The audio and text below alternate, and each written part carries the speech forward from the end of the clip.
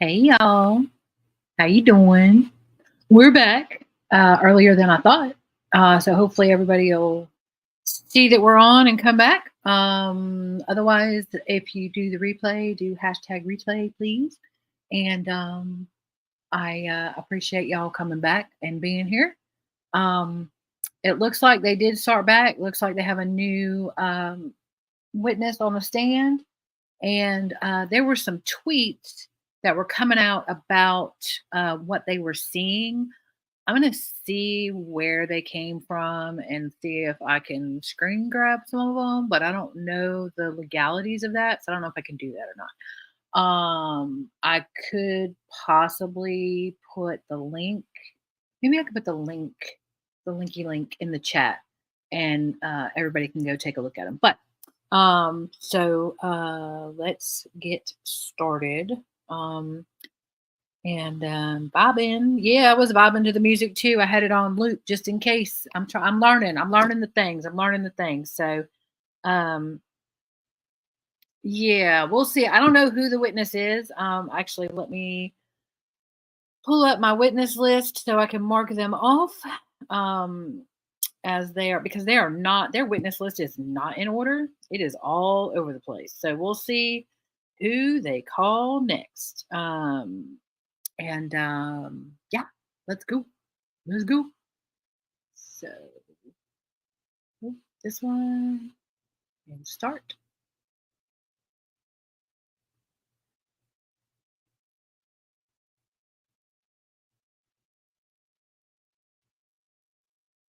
Sorry, y'all, there is a delay because my computer has no idea why I'm trying to do all this stuff. So let's see right there.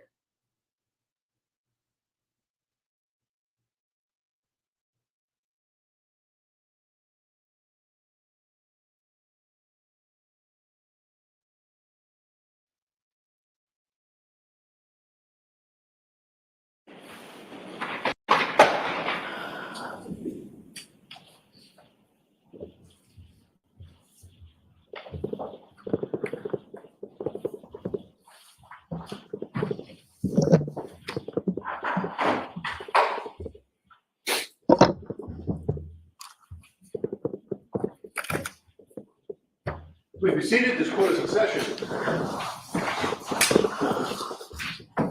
All right, so jurors, I want to remind you of the instructions that I gave you before we went on the view, and then I have a caution for you. So we took a view today, the purpose of which was to help you to better understand the evidence, which you'll hear during the course of the trial, and to help you appreciate the location and its surroundings.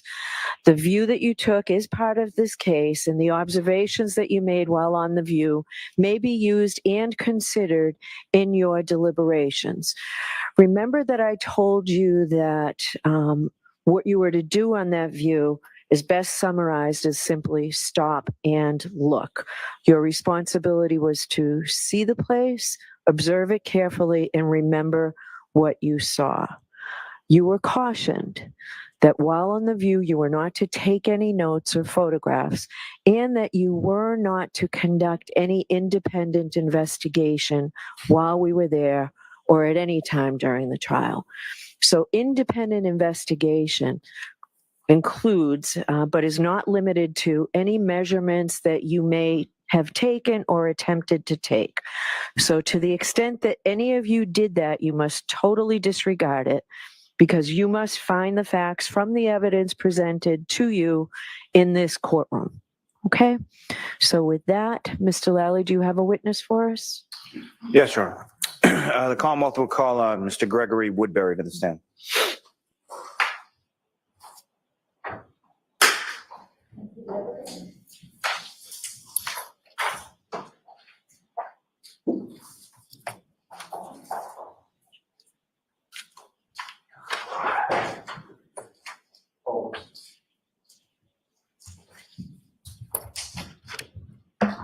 Step up to the witness stand, please.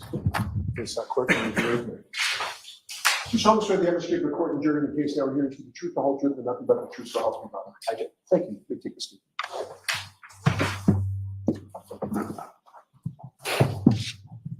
All right, Mr. Lally, whenever you're ready. Thank you, Ron. Good afternoon, sir. Good afternoon. Could you please state your name and spell your last name? Greg Woodbury, Woodbury.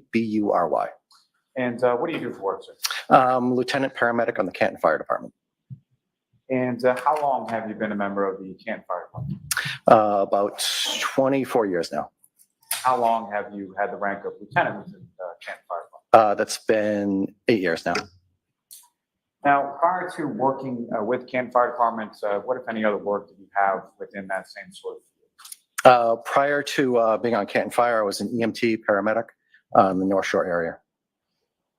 And if you could just, with regard to your working as a paramedic and a firefighter, specifically as far as being a paramedic, what, if any, sort of specialized training did you receive in regard to, or certifications did you receive in regard to being a paramedic?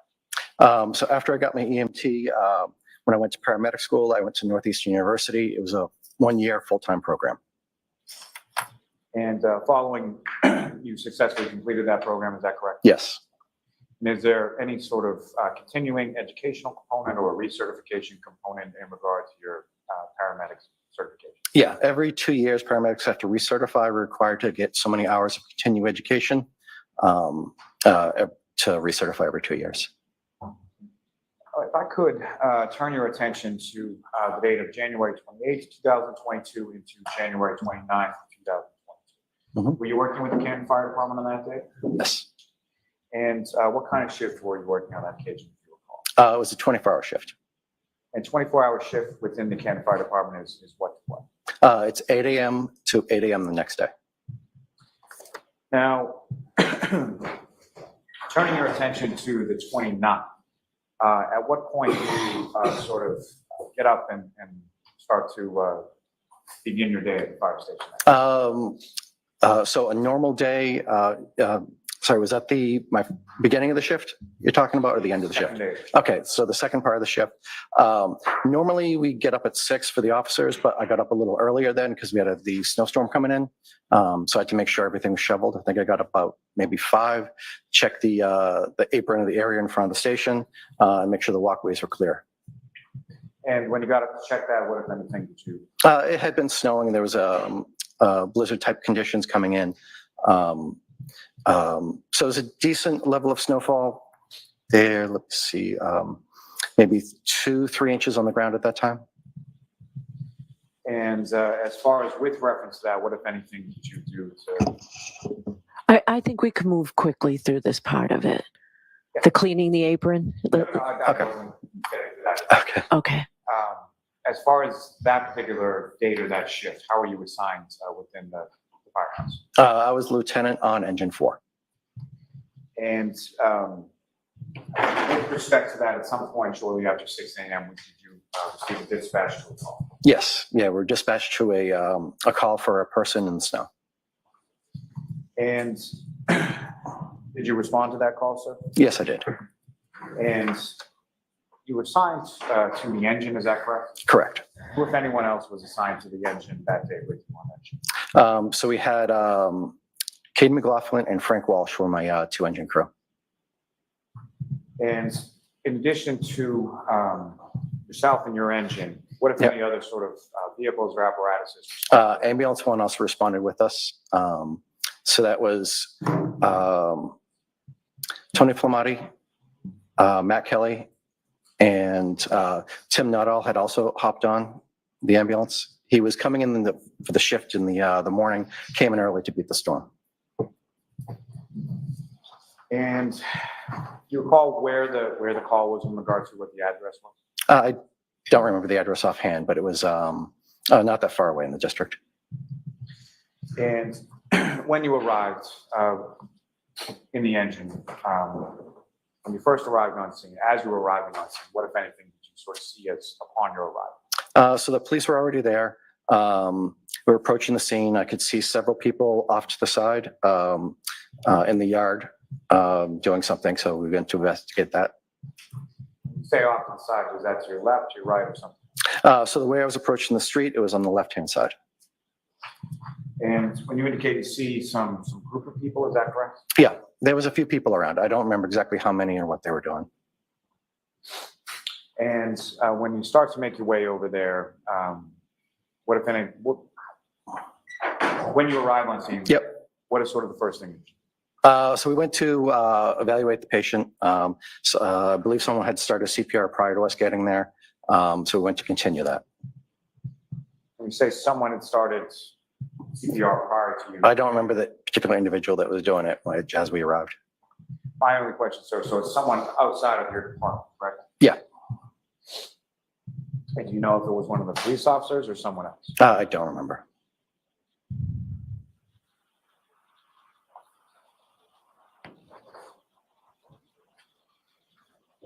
Now, obviously, you're dispatched in response to an unresponsive male, correct? Yes. And at the time that you're arriving on scene, you say you see that sort of cluster of people. Were you able to see that unresponsive male at that point? Not in the vehicle, not until I exited the vehicle. And at some point, much later or subsequently, did you come to learn the identity of the unresponsive male or the patient that you were involved in? Afterwards, they told me yes. At the time, I did not know. And what did you learn his name to be subsequently? I'm sorry, I'm a little nervous and blanking right now. Was it Mr. John O'Keefe? Yes, correct. And when you first came over to where Mr. O'Keefe was on the ground, is that correct? Yes, he was. What kind of position was his body in when you first observed? He was lying supine on the ground, like on his back. He was parallel to the street, about 8 feet away from the snowbank. And in reference to that, as far as the snow was concerned, what if any snow did you observe on or around where you were? He was covered with snow, and there was snow around the area. And so from a treatment of Mr. O'Keefe as a patient, Yep. what is sort of the first thing that you did or We started CPR, or CCR, sorry, immediately. Someone went to go get a board to get him onto that so we can get him onto the stretcher and move him to the ambulance. And then someone else is trying to get the backstory, trying to figure out the scenario that we're dealing with. if I could just stop you for a moment. So Yeah. you mentioned CCR, is that correct? Yeah. Okay. So what is the difference between CCR versus CPR? CPR is cardiopulmonary resuscitation. So that is when you're helping someone breathe. CCR is when we first get to a scene. They changed the protocols a little while ago, so we don't have to give respirations right away. We can just do compressions. It's a little more effective to get the blood flowing quickly. Thanks. As far as your involvement in patient care, sort of what Yeah. was that during that initial phase where Mr. O'Keefe was supine on the ground? What was your involvement in patient care at that point? I was assisting with the CPR. Okay, so to take it a little bit further, they've changed things, and that what they've realized is that the compressions are the more important component of CPR rather than the breathing. So so the pulmonary part, which is the P, has been replaced by cardio compression. I think it's cardio compression resuscitation. I'll look it up when I go back. So now they say if you don't have 2 people, okay, it is actually more important to do compressions and continually do compressions to keep the heart pumping, to keep the oxygen to the body than it is to do the breaths. So that's what they're talking about. If that makes sense. Hopefully that makes sense.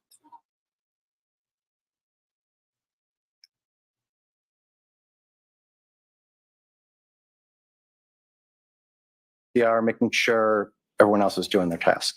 As a lieutenant, I kind of got to manage the other people and make sure everyone's on target for what they're supposed to be doing. And during that initial time that you're outside in the area where Mr. O'Keefe is on the ground, what, if any, observations did you make as far as injuries to Mr. O'Keefe at that time? Outside on the ground, he was covered in snow. So we're really not doing any sort of secondary survey initially. The primary concerns, the primary survey, which is airway, breathing, circulation. He was not breathing. He had no pulse. So our primary concern is to get that going.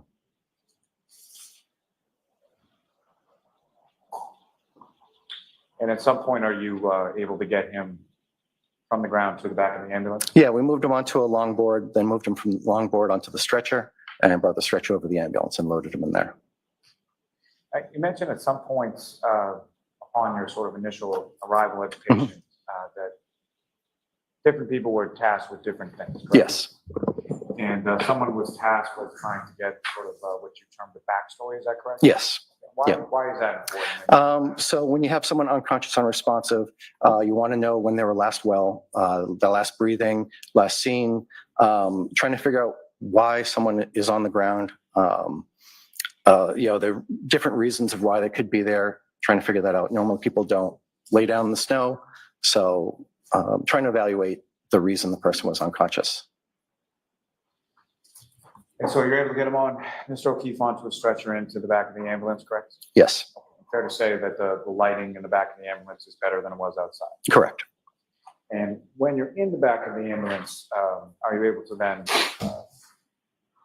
do or participate in that secondary survey? you were Yeah, talking about? yeah. We started doing a secondary survey after we started getting good compressions going.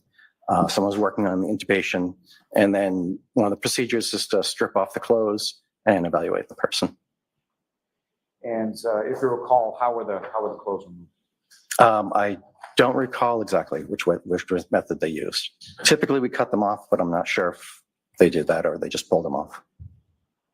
And what, if anything, do you recall as to Mr. O'Keefe's clothing and sort of what he was wearing when he was found? I really wasn't paying attention to it. The primary concern is trying to revive him. So to that secondary survey, as far as once you're in the back of the ambulance, what, if anything, did you observe as far as injuries on Mr. O'Keefe? He had a hematoma or a bruising. The right eye was very prominent. There was some scratches on the right forearm. Was most of the external injuries we noted. And now, in addition, so as far as people on scene, there were a number of different firefighters from your Yes. department. And you mentioned that the police were on scene when you arrived. Is that correct? Correct.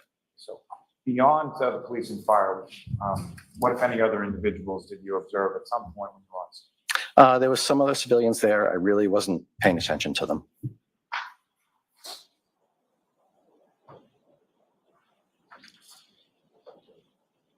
Now, with reference to that backstory that you were talking about, at any point in time, either outside of the ambulance or inside of the ambulance, who, if anyone, was tasked by you or anyone else to try and obtain that backstory? I think Katie McLaughlin was the one that obtained the backstory. And if you know, was there any other conversation that you were present for between any of your other firefighters and any of those civilians? That was primarily when she relayed to us the information that she had obtained. We were trying to figure out the scenario of why he was found unconscious, unresponsive. Let me ask you this way. So as far as arrival at the patient when he's on the ground, Yep.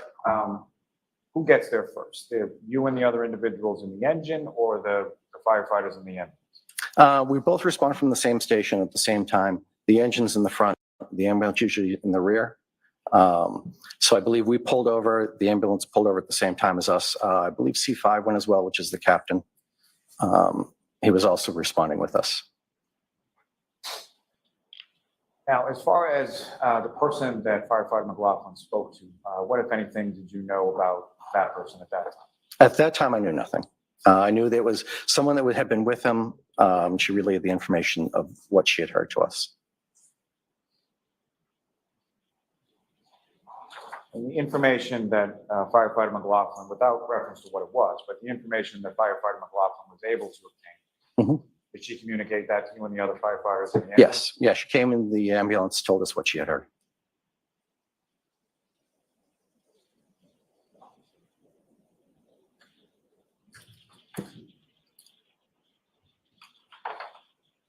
As far as the information that firefighter McLaughlin provided, did that comport with what you were observing as far as injuries to Mr. O'Keefe? Objection. Sustained. Can lay a foundation if. Now, as far as, again, the injuries that you observed to Mr. O'Keefe in the back of the ambulance were what? It was the bruising of the right eye and the scratches on the forearm. And what, if anything, did firefighter McLaughlin indicate to you had been told to her? That someone said she had hit him, and he was last seen. Objection. Move to strike. Sustained. That will be stricken. May we approach them? Okay.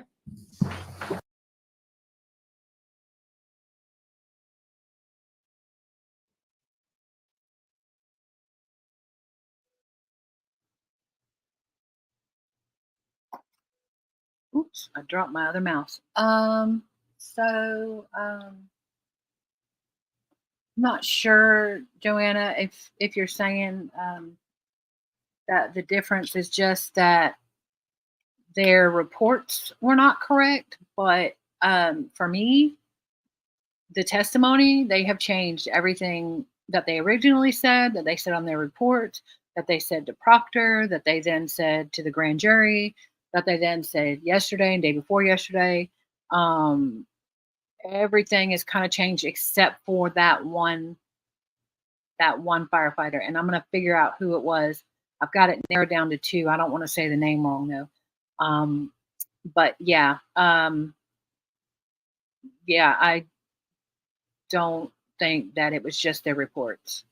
And their reports were definitely not detailed enough. And personally, I don't believe that they told the hospital staff, because if they did, they would have noted it. So yeah, they're I mean, it happens all over, but it is known there. Yeah, the issue that I have, the biggest issue that I have, is that these guys didn't have a dog in this fight. Okay, they had no reason to lie. They did everything that they needed to do to try to save him. They did pretty much everything by the book, unless you take what they said, like, the dude going back to get the equipment and all that stuff. I'm not buying that they can't recognize who the people are on the scene. You know where your people are. It's our job to not only make sure the scene is safe, but part of scene safety is making sure that your other responders are safe as well. So you kind of keep an eye on everybody. You kind of know where they are. You kind of know what they were wearing. You kind of know what everybody kind of wears to the scene. I think they knew by the time he got to the hospital. I think somebody said it on the scene. I don't want to swear to it because I'm not positive, but I think somebody said it on the scene. So the only thing I can think of, Spins, that's what I was kind of coming to, is that it's a brotherhood. So fire, EMS, police.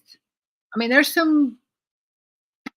sometimes some inner fighting between police and fire specifically. I don't know why they have beef with each other so much. Not there. I'm talking about like across the United States. Like there's a whole thing. But on the most part, they're going to stick together. I personally, this is my view, this is the view of QB, not of the Chrome Cafe. I need to make a banner with the disclaimer. But my thing is, I think the prosecution got to them because things have morphed.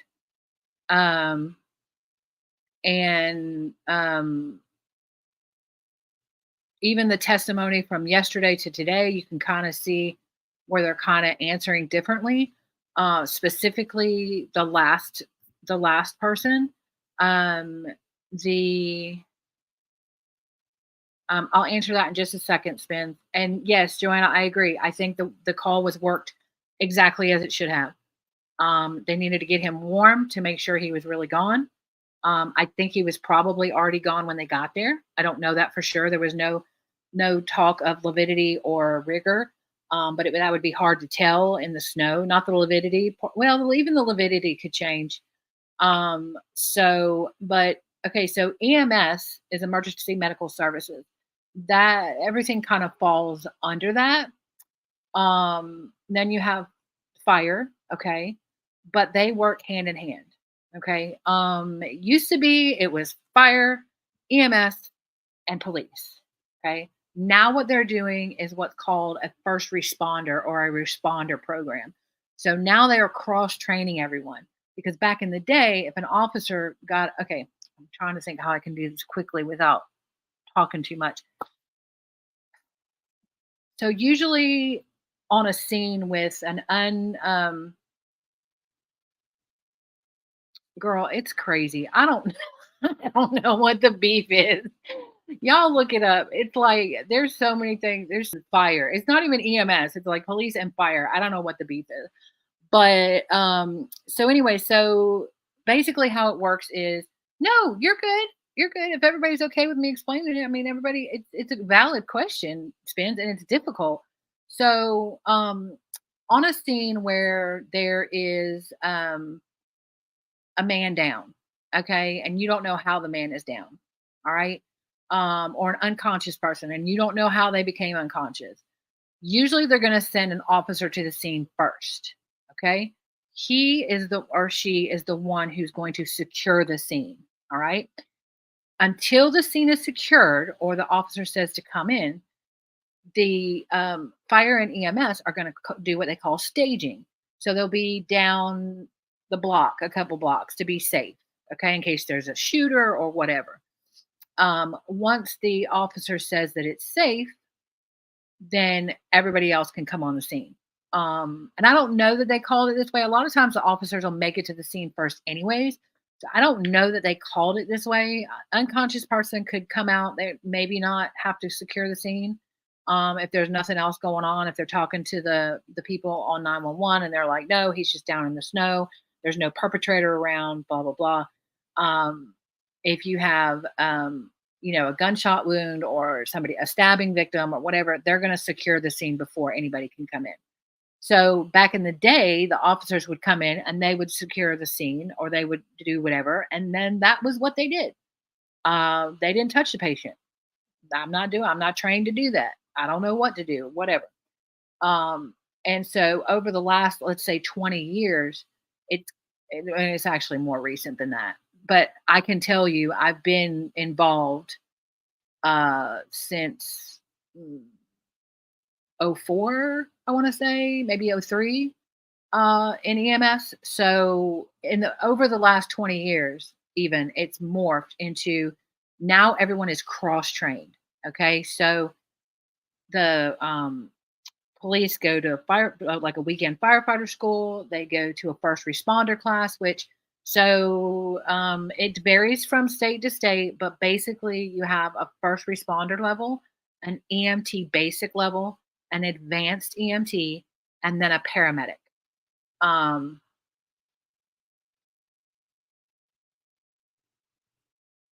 Yeah, so they're changing it though, Joanna. They are actually cross training now. Like this police officer had an AED. He knew how to do CPR. He's first responder trained. So they are starting to do that in all across the board.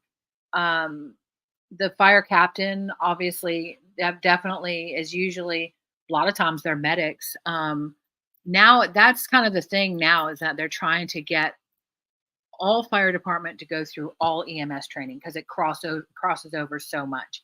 I'm surprised at how many firefighter medics they had available at this time, but that's it for me. It's cool to see. It's cool to see that everybody's kind of say on the same level. Yeah, they carry Narcan and they're trained to use it properly. Unlike, actually, Joanna, you can get Narcan over the counter now. People can carry it. Like average citizens can carry it. Depends on the state, but it can. Yeah. The thing I wish is that with people who can carry it, let me go back. If you don't know what Narcan is reverses an opiate overdose. And you're welcome, Spence. This is my jam. This is my jam. I love this. So, So Narcan can reverse an opiate overdose. The problem is that back in the day, they used to say slam it home. So you'd put it in their nose and you'd slam the medicine and it would go in. It was like a mist and it would go in and it would completely reverse the overdose and they would come up swinging and they'll beat the crap out of you because they're mad because you just took their high. Okay. They also don't know what's going on and there's a whole bunch of people around them. And so they'll come up swinging and they'll hurt you. Like when you used to slam it home, you used to slam it and jump back. That's how you did it. They since learned that actually a better way to do it is let's put a little bit in and see how they react. And let's put a little bit more in and see how they react. And we call it titrating, which means just give enough to get a certain effect. So you titrate it until they start breathing on their own, not even waking up. They're just breathing on their own. Yay, that's what we want. We put them in the ambulance, we take them to the hospital. Other problem with slamming it home and waking them up completely is once they wake up completely, they are actually, we are in church today. We are in church. But when the other thing is when you slam it home and they completely wake up, once the overdose is reversed, they are actually completely alert. And they can refuse to go to the hospital.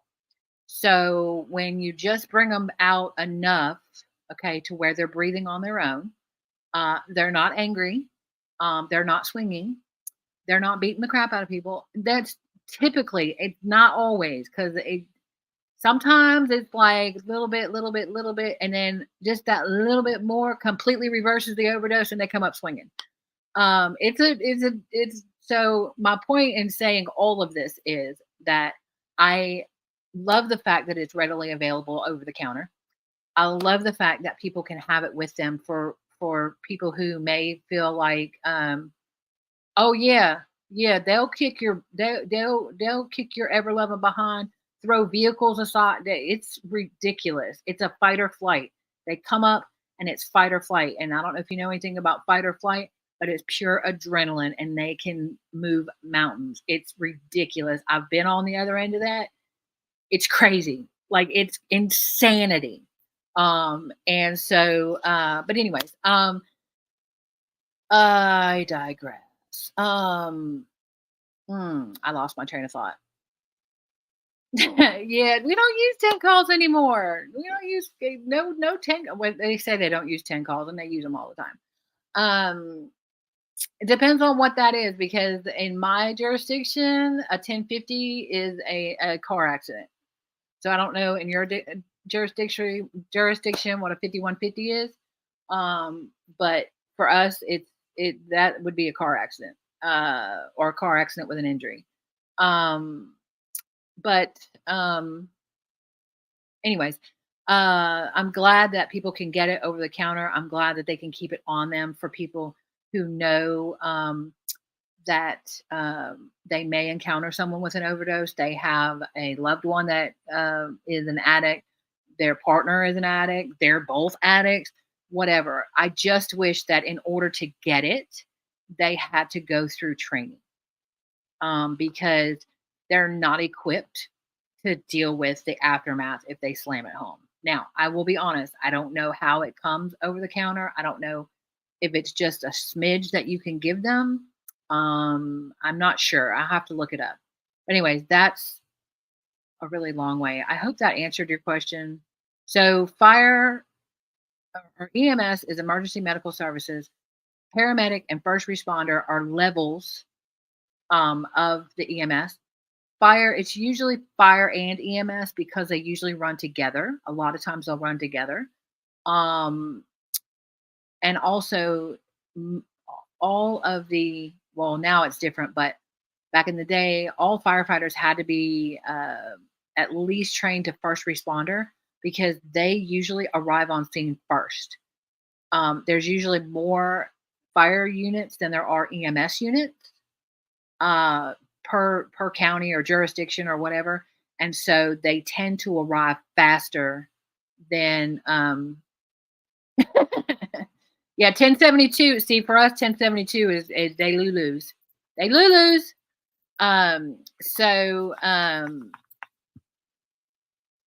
Yeah. So see, the 1072 for us is what your 5150 is. And that's because it's a 72-hour mental health, so it's always 1072. Um, but yeah, so there's usually more fire stations than there are EMS stations, so um, they can respond faster. They don't have to come from as far. So, but anyways, hopefully that helped. I don't know. That was a whole. Y'all get me going, and I'll start preaching.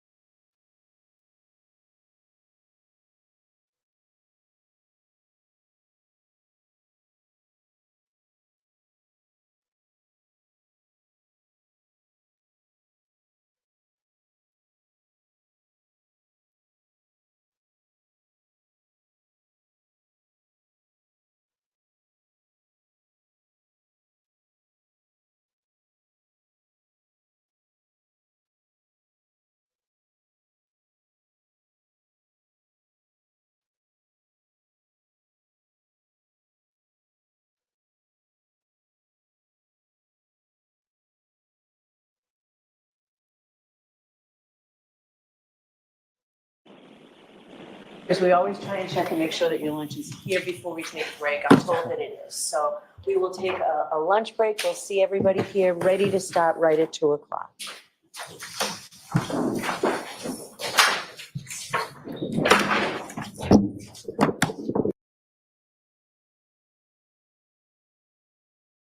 Are they serious right now? Are they serious right now that they're going to lunch? For the love. I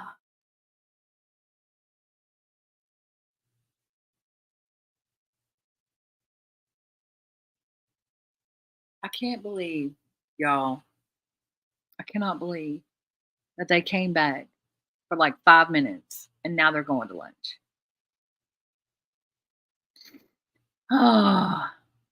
So, um, let's see. They said they're coming back at 2. It's 1:30. What can we do? Let's go. Let's go live. Let's go live. Let's go live. So I see, I don't know. I am currently well, I'm currently on leave because I got injured, but I was a firefighter medic, and I moved a bit and had family, and unfortunately I didn't do national registry, so it became very difficult for me to recert in another state. And then I yeah, so I never recertified until many years later, and so now I have my EMT basic. I also do skilled nursing. I have my my CNA, um, and was planning on going back and getting my medic, but I decided that I would pad my resume and get some skilled nursing. And so I've also done home health, and so I decided to go do some skilled nursing, and I went and did that and got injured at a nursing facility. So I am currently out on leave. I'm pretty jacked up. Uh, yeah. So we're working on all that, but that's where I am right now. So I'm currently have my EMT, have my CNA. I do home health. I work for a skilled nursing facility. I'm currently employed at a skilled nursing facility. However, I am out on leave. And so no, I am not working currently. I am still employed. I am under workers' comp because I got hurt there. But so I'm still employed with them, but I am not currently working. I am out. They have written me out. I tried to continue working. I worked for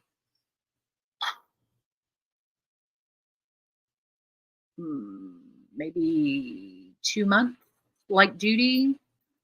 But they didn't understand what that meant. And it was really hard on me. So the orthopedic took me out. I'm currently in PT. I see a surgeon on the 7th for my shoulder. I've seen him once before. He asked that I do some things. I did the things. And so now I'm going back. I've seen the back surgeon. Back surgery is 60% will help, 40% may not help. There's a lot of very dangerous things for them to go in and mess with my nerves and stuff. So at this point, I am not doing back surgery. That is currently how I feel about it. That could change.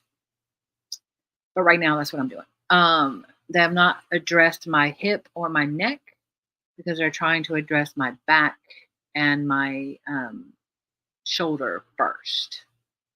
So that's that. But anyway, so that's where I am right now. And what can we do? I'm trying not to get like copyrighted. So we know we can't do SNL. But trying to think, I was going to show you some of the things that I wonder if I can see. I don't know the rules, y'all. I don't know the rules. Like, I wonder if I can show you the Twitter of the person that showed the pictures. If I credit him, I feel like if I credit him that I can do that.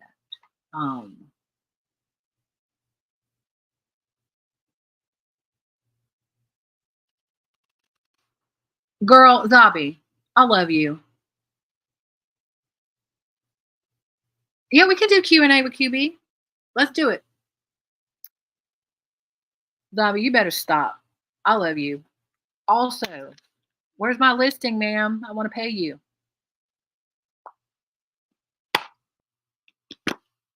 Sorry, that was really loud. That was my soda. I apologize.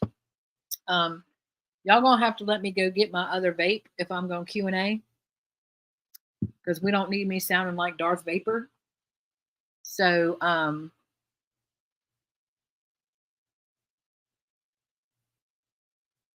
yeah, it's a close call, Joanna. It's a close call.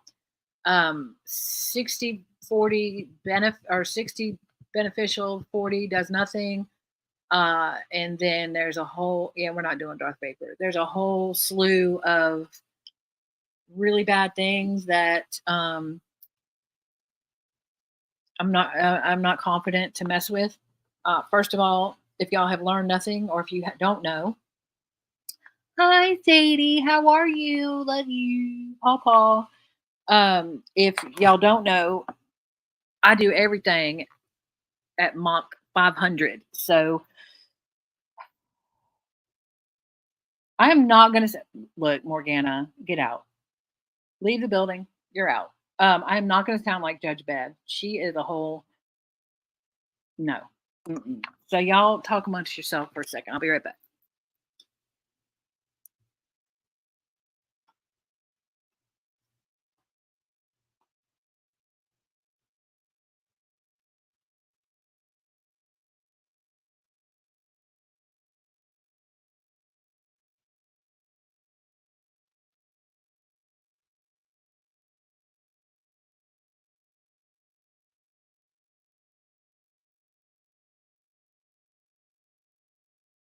I forgot to hit mute. Could y'all hear me flipper flopping? Hi, Annie. So I don't do well with anything, with meds, anything. I'm a medical anomaly. I say that jokingly, but it's not. that's why I had the whole entire full body response to the steroids. Um, yeah, it's bad. So yeah. What? I still love you, and you're still married to me, and we don't believe in divorce. So there's that. So anyways, okay, Q and B with Q and B.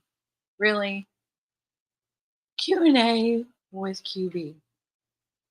I'm gonna leave this playing in the background so if they come back. What you got? Hit me.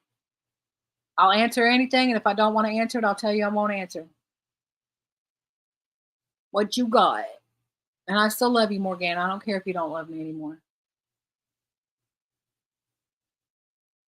Which video? You send me a lot of videos. Oh, you talking about the slapping the pickle video? Oh, I wonder if. See, I feel like my whole internet is gonna go. Um, let's see if I just totally break the whole internet. Sadly, what you didn't send was a picture or a video of the Wienermobile, which I am totally offended. Y'all, I lost my Diet Dr. Pepper vape, and I am mad. Can I tell y'all I am mad? Let me go. I'm not looking at chat right now. Y'all talk amongst yourselves. My cat is trying to be on the screen. Let me stop hitting that. Let me log in. See, can I show your video, Morgana?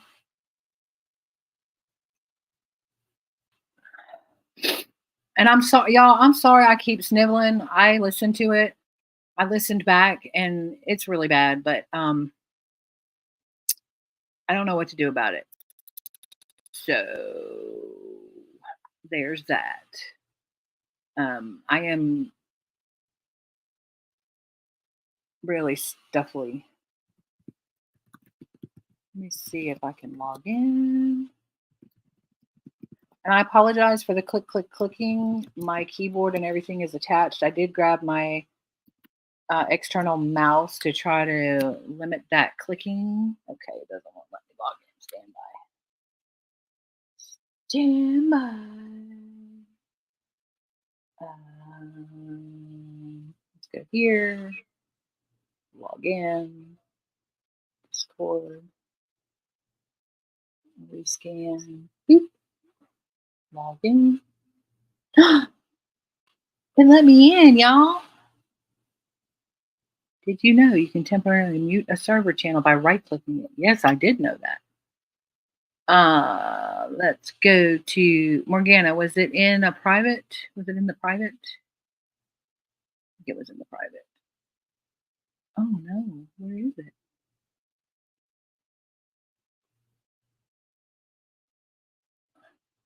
Ma'am, where did you send it to me? Okay, let me go back here. Oh, hey, Miss King.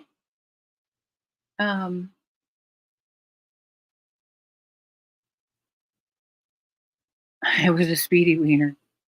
Yes, a Dr. Pepper vape. It's a Dr. Cherry. Dr. Cherry. Why do I feel like my kid took it? I can't find it. I thought I had it on my desk, and it is not on my desk. And so we're gonna have to go. Morgana, where did you send it to me? Was it in our group chat, or was it in? I thought you sent it to me privately. Let me go back and see.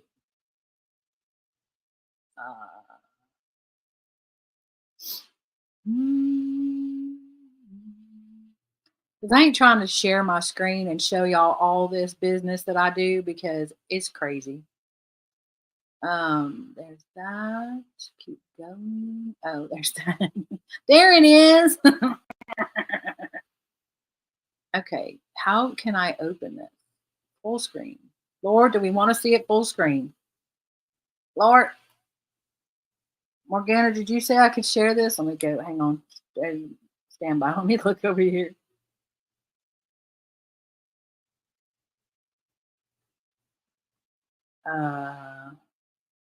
She always stirs the pot. Okay. All right. Here we go. If y'all are not aware of the smacking the pickle,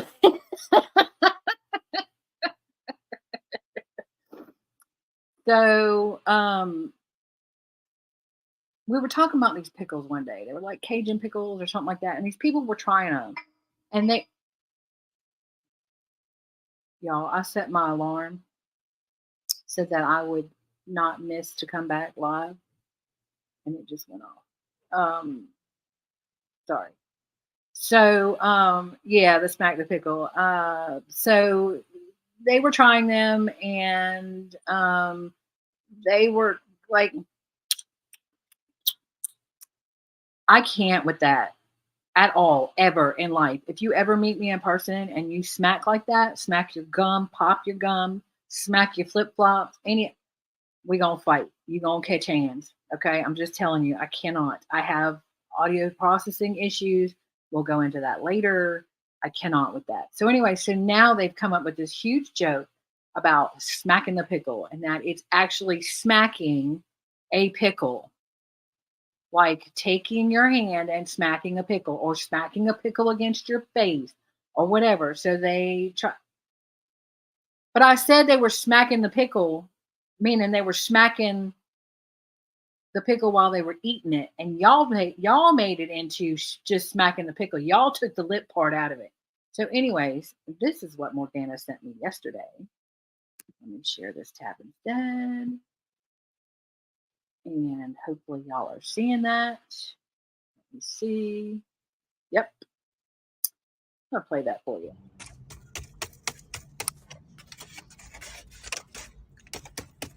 Thank you.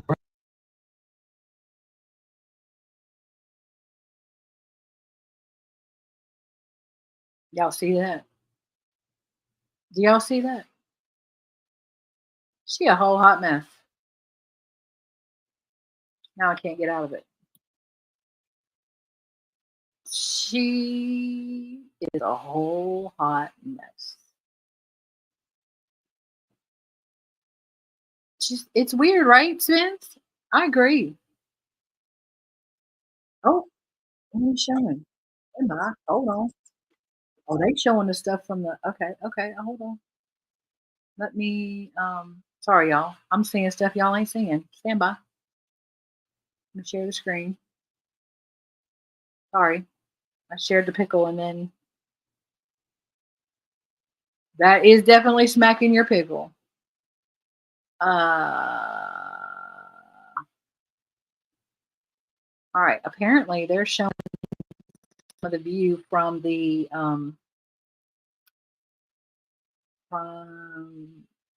jury view.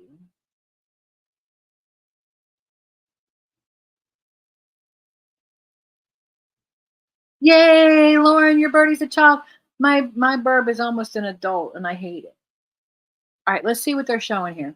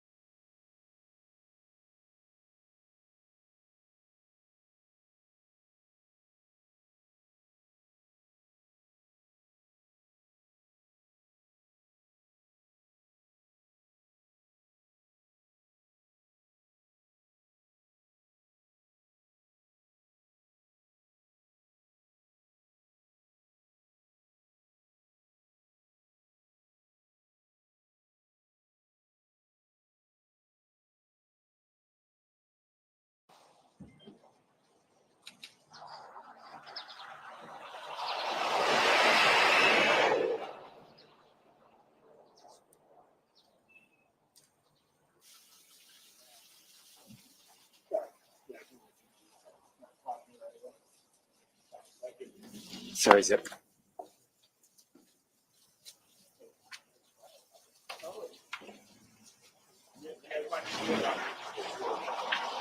Yeah.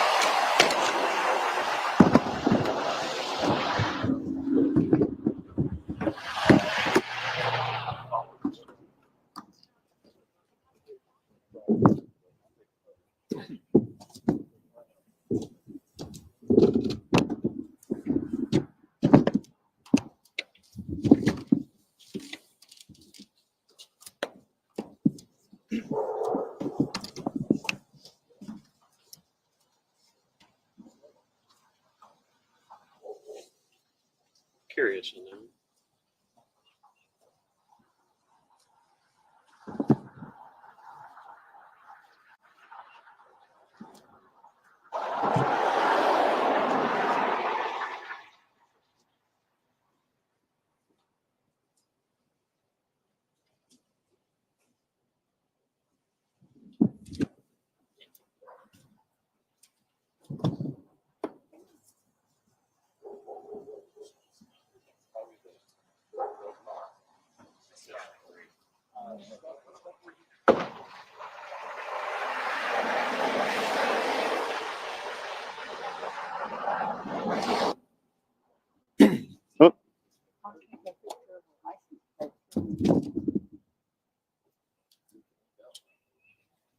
Something to do, right? Yeah, exactly. Let me get a guys, cool guy. Okay, yeah.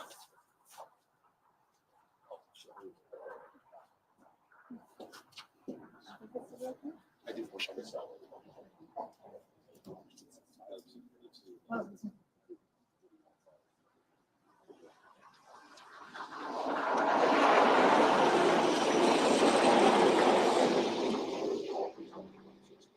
I wouldn't touch it. You're right.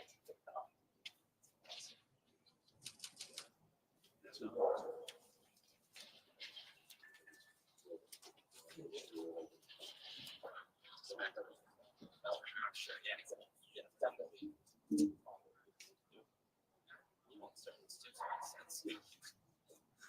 But yeah, that's cool.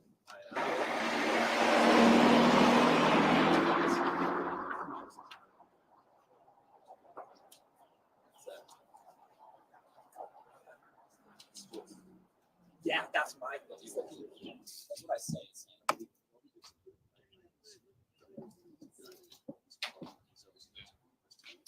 Yeah, exactly. Yeah, no, he's a dick. He's a kook, but he isn't so. Because it's like, you know, my parents watched the live stream.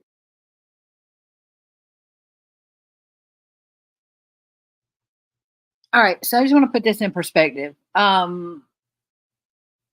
King, did I say hi to you? I think I did. I'm sorry.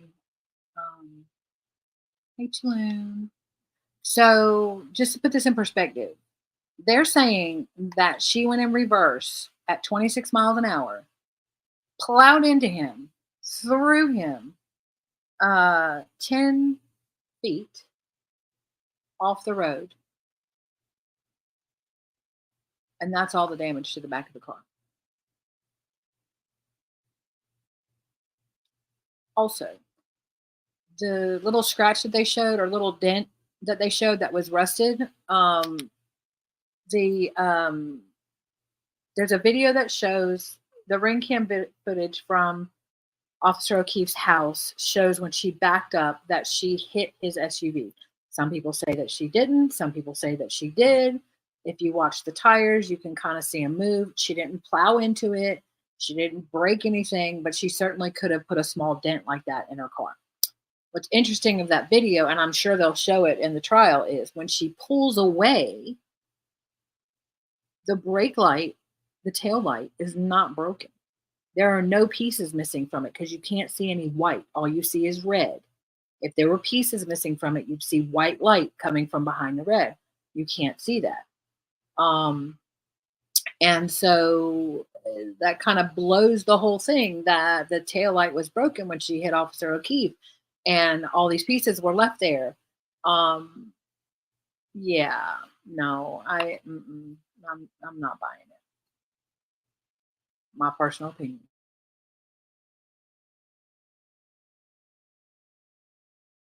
Shit, and I'll tune in. I can't listen to the guy just fucking talk. Yeah. You know, it's just spouting a ton of shit. And then it's like, comes to this, you lost it. Yeah, You know? right, yeah.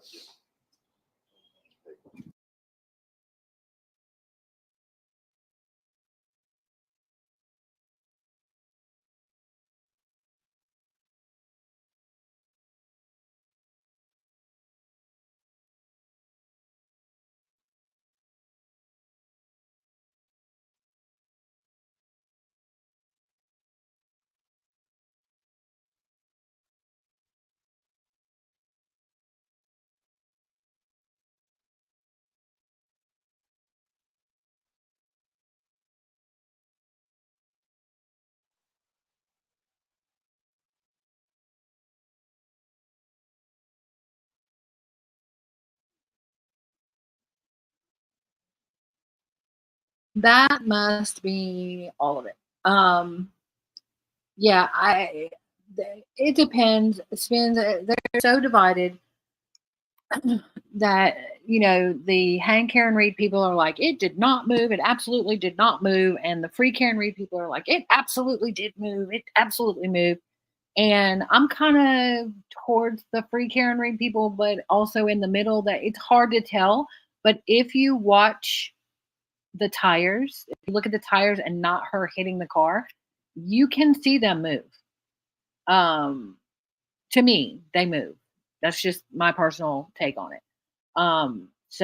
But yeah,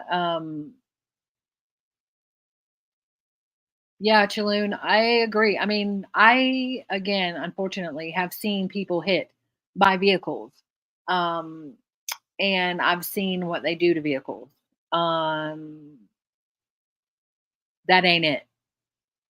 Even at 26 miles an hour. 26 miles an hour hitting a human body is a pretty good clip. And you're talking about a 6'2" gentleman. That tail light would have hit him around, depending on where he was standing.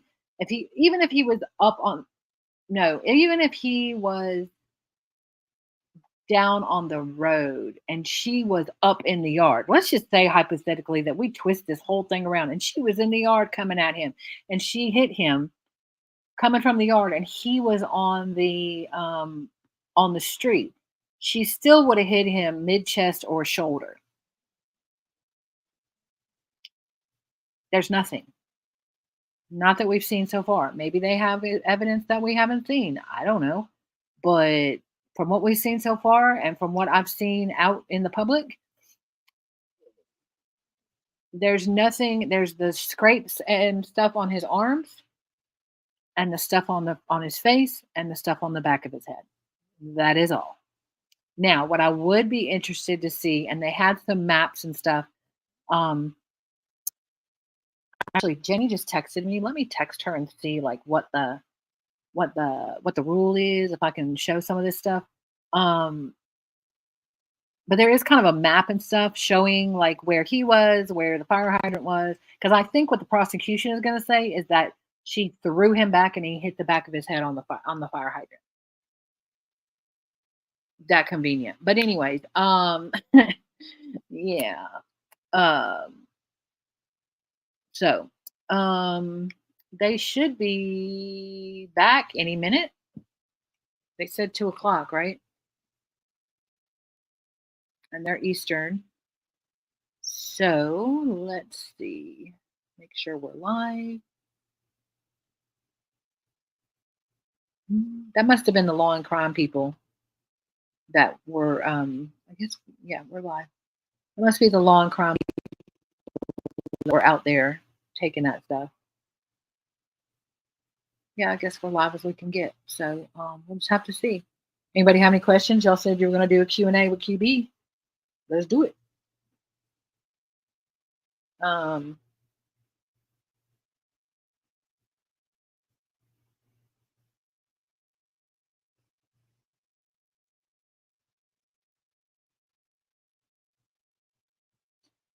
messaging Jenny to see if she said she may stop in later.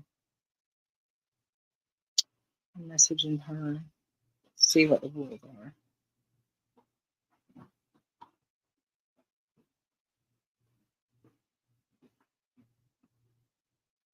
Y'all ain't got no questions?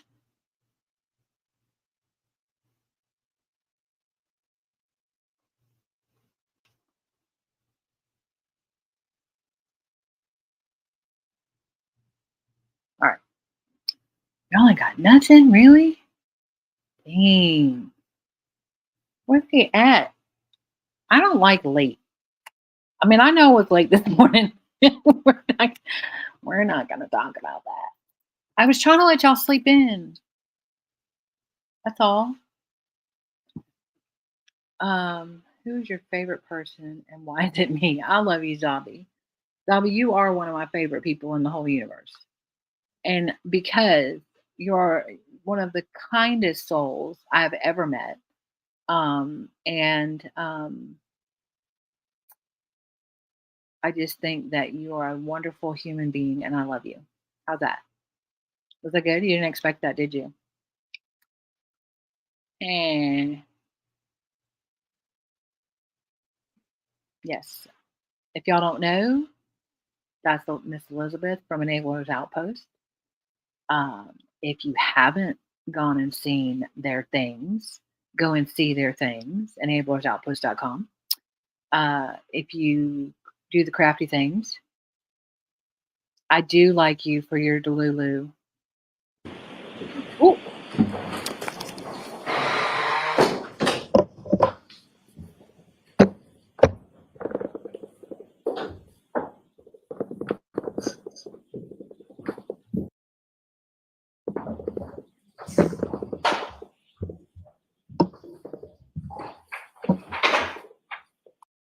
Well, this session, please be seated. All right.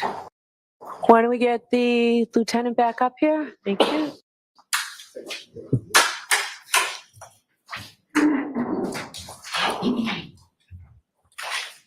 And sir, I remind you, you're still under oath. Okay.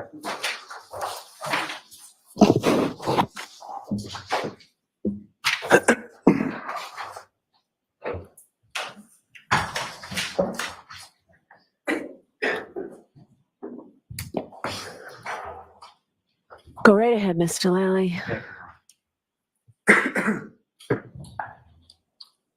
So Lieutenant Woodbury, turning attention back to the treatment of Mr. O'Keefe in the back of the ambulance. Okay? Yes. With respect to that,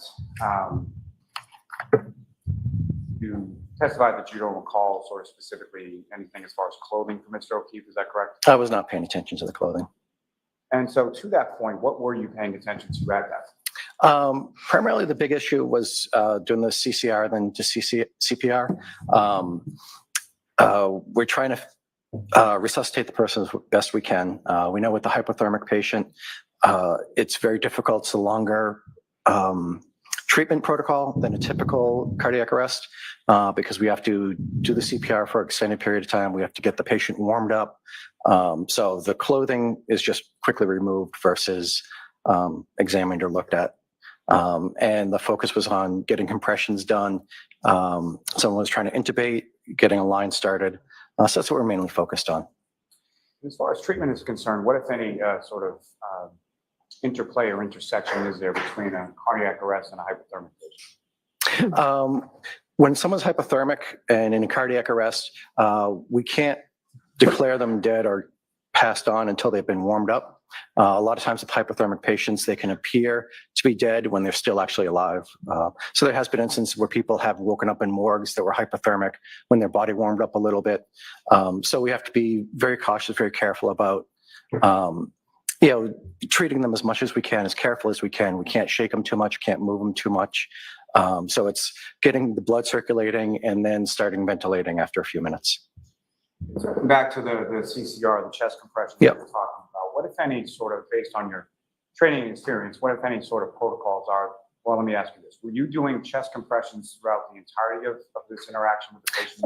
No, chest compressions, most people do them about 2 minutes. After 2 minutes, it's very tiring to do chest compressions. So we swap off every few minutes. So a different person will come in and do the compressions. They'll do it for a little while, go into a different task. Someone else will come in and do compressions. Is that sort of the protocol that you followed in this instance? Yes. Yes, we were rotating the person doing compressions. And the ambulance at some point leaves the scene and goes to a hospital. Is that correct? Correct. Did you know what hospital, Mr. Good Samaritan Medical Center. If you could just wait till Yeah. Sorry. I'm sorry. questions. Yeah. Good Samaritan Medical Center. And did you go along for that ambulance ride? No, I did not. Where did you go? So as the lieutenant on the engine, I stay with the engine. I detailed my 2 other engine personnel to the ambulance. So they went with the 2 engine personnel, the 2 regular people on the ambulance, as well as an additional person. Timmy Nuttall was the extra person for that one. And so you take the engine and go with it. I went back to the station. And at some point shortly after that, are you called back to the roadway of Fairview Road? Yes. And same general area of Fairview Road? Yes, same address. And how is it that you get from the station back to Fairview? So we had struck a box to cover the personnel that we had detailed. That means we send out a page looking for additional people to come in. We had Sam Pock come in. So he was my engine driver. And I was in the lieutenant's seat. We responded back in engine 4. And the ambulance that had been there on Fairview Road with you previously was at Good Samaritan. Yes. Right? Yeah. A call like that takes an extended period of time, even at the hospital, to assist them there. So we had to get an ambulance from Station 2. And if you know, who was on that ambulance from Station 2? That was Jason Becker and Dan Whitley. Now, with reference to this particular call, what, if anything, was this secondary dispatch with regard to? So this call was for a Section 12, which is someone in having a psychological issue. And do you know who that Section 12 was in regard to? Yeah, this was for Karen Reed. And at some point, you go back to the scene along with the engine and the second ambulance from Station 2? Yeah, so the engine got there first. The ambulance coming from another station, so it was a couple extra minutes before they got there. And when you arrived, who, if anyone else, is sort of on scene on Fairview Road? The police were still on scene. They had never left. So initially it was me, Sam Pock, and the police. So I went up to try to get the backstory of why we're doing a Section 12 and what was going on. And at some point, well, when you first arrived, without regard to what was said to you, but who, if anyone, do you speak with to sort of try to gain this information or backstory? When I got onto the scene, I talked to the police that was there. Who'd you talk to, sir? The police officer The who police was there? officer, yes. Sorry. And do you recall specifically who that police officer was? I really did not pay attention to the individual officer.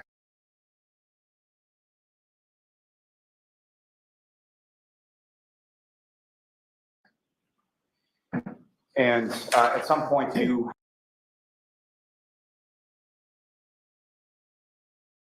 have a conversation, or what, if any, conversation do you have with the patient, in this case, the defendant, Ms. Reed? So it was when we identified Karen Reed as the patient, the ambulance arrived shortly after. We started talking to her and trying to get her into the ambulance to talk to her further. And just to be clear for the records, when you say Ms. Reed, you see her in the courtroom today? Yes, she's right over there. That's a record reflect identification of the defendant by the witness? Yes.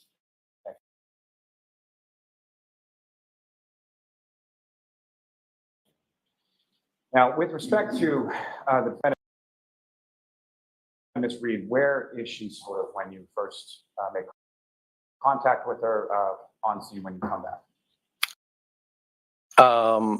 In the general vicinity of where the police cars are. And what is sort of the purpose of this initial conversation that you're having with Ms. Reed? For a Section 12, that's when someone's made threats to them, harm themselves or others.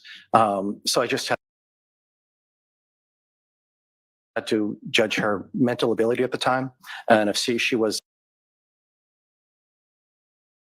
a threat to us, and how much of a threat she was to herself. So just a quick evaluation, see how her behavior was. And what, if any, observations did you make of her during your quick conversation? She appeared very distraught, very upset. Initially just trying to explain the situation to her about going to the hospital with the Section 12, and she was resistant to that. And so when you say she was resistant to that, what, if anything, did she say or do to? She did not want to go. Hold on. You cannot talk over each other. The objection's overruled. Yeah. Okay. Please go ahead. So what was the question again, please? Yeah. So what, if anything, when you say she was resistant, what, if anything, did she communicate to you? Or observations did you make in regard to that? She did not want to go to the hospital, and she didn't think she needed any assistance. And what, if anything, are you sort of, you mentioned you were explaining sort of the process to her. What, if anything, are you saying in that explanation? Well, once a Section 12 gets written, it's written by the police. Once it's written, we are required to transport to the hospital. Section 12 means that they believe you're a threat to yourself or others. So you have to get evaluated at the hospital by the hospital staff there to see how mentally stable you are. Now, at this time of this conversation, what, if anything, did you know as far as the relationship between Ms. Reed and the prior patient, Mr. O'Keefe? I knew they had a relationship. I wasn't sure if they were married or engaged or what their status was, but I knew she was did have a strong relationship with him. And in reference to Mr. O'Keefe, during your conversation with Ms. Reed, what, if anything, was she asking or saying in reference to Mr. O'Keefe? She kept repeating, "Is he dead? Is he dead?" She seemed very concerned about that. We're trying to explain to her that We cannot declare him dead. He's being evaluated. He's being treated. They're trying to treat him the best they can. And as far as when she's stating these things to you, is this, as far as the sort of tonality of her voice while she's stating these things to you, can you describe that? She was very up and down. It was a repetitive conversation with her. She's obviously experiencing a lot of different emotions. So just her emotional state was all over the place. And as far as this sort of second time that you're on scene, about how long period of time are we talking? That was about between 15 and 20 minutes.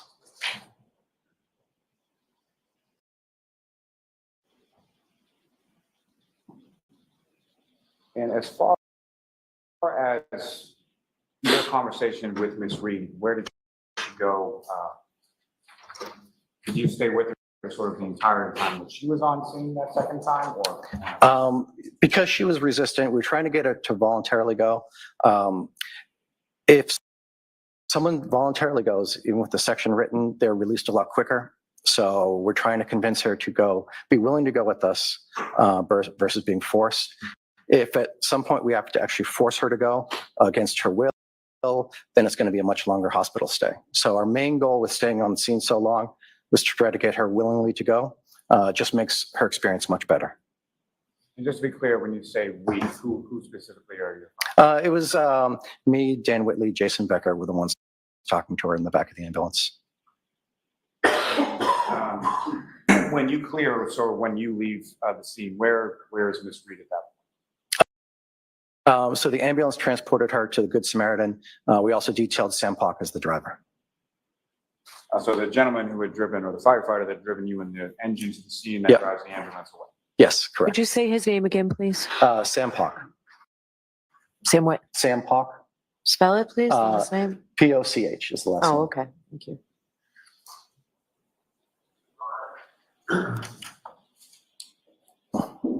Thank you, sir. I have no further questions. Okay. Ready? Thank you. Good afternoon, sir. Good afternoon. Mr. Woodbury, you and I have never met or spoken, correct? No. I know you had said you were nervous, so I'm going to try and make this fairly brief, Thank you. sir. I just have a couple of areas that I'd like to go Okay. to you with. So with regard to your interaction with Karen Reed and what you actually heard from her mouth, that's sort of where I want to concentrate, as opposed to anything that anybody else may have said to you about what they believe she might have said. Okay. Okay. And it seems to me that your main interaction with her was not when the initial call came in to respond to, a man who was unresponsive in the snow. It was after you went back to the station in the engine and then came back to the scene for the purposes of the section 12 that you described. Would that be fair to say? Correct. And when you came back to the scene for the section 12, it's also fair to say that the section 12 issue was your focus, correct? Correct. You had an order in hand, correct? The police had it and they gave it to us when we got there. Right. Okay. So you got an order in hand once you got there. Correct. Which is what you expected to happen, correct? Yes. And your focus at that point is, okay, and I don't want to be too, flip, but we can do this the easy way or the hard way. Is that a fair characterization? That is one way to put it. And you wanted to do it the easy way. Yes, correct. And you wanted to persuade Karen Reed that she should want to do it the easy way, correct? Yes. And after some conversation back and forth where she was initially resistant, she eventually agreed, yes, I'll do, not to put words in your mouth or hers, but to the effect of, yes, we'll do this the easy way, correct? Did get her to agree to transport. And with regard to her state of mind, I believe you had testified that she appeared to be very distraught, Yes, correct. going through a lot of emotions, Yes. grief-stricken. Oh, that's one of them, yes. Hysterical at times? Yes, Raising her voice at times? yes. Crying at times? I didn't see any actual tears, but That yeah, type? that type of emotional display. All right. And so in terms of the only commentary that you heard with regard to her feelings or questions regarding John O'Keefe, it was the statements that you heard repetitively over and over and over again. Is he dead? Is he dead? Is he dead? Is he dead? That was some of the things she was saying, yes. Your Honor, may we approach sidebar briefly? Okay.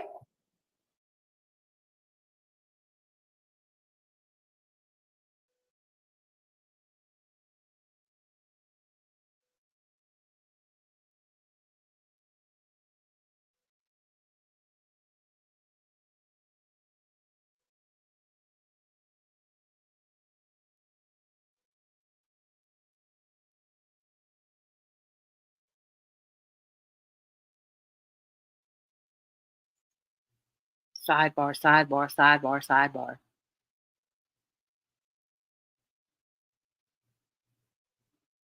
Yeah, them answering the question before he's even done. I mean, we all know that they talk, they tell people, they practice, they tell people what they're going to ask and stuff like that. This makes it seem scripted to me, just personally. Let's see if we have any that we can go live.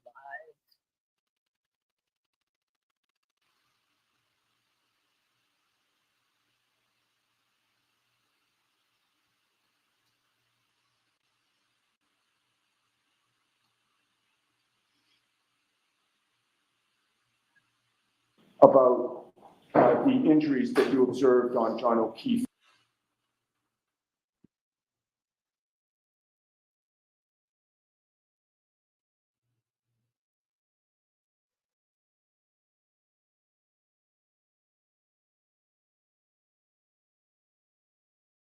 When you first arrived at the scene. Sorry, y'all, I'm trying Yes. to right.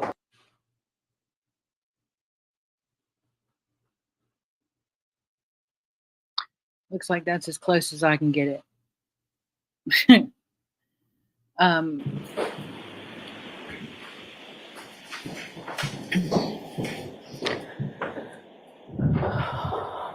So I Lieutenant Woodbury. I think, Ms. Giannetti, I think you need the actual. Yes. I was going to ask a couple of questions first and then grab it. But it's right there for when you need it.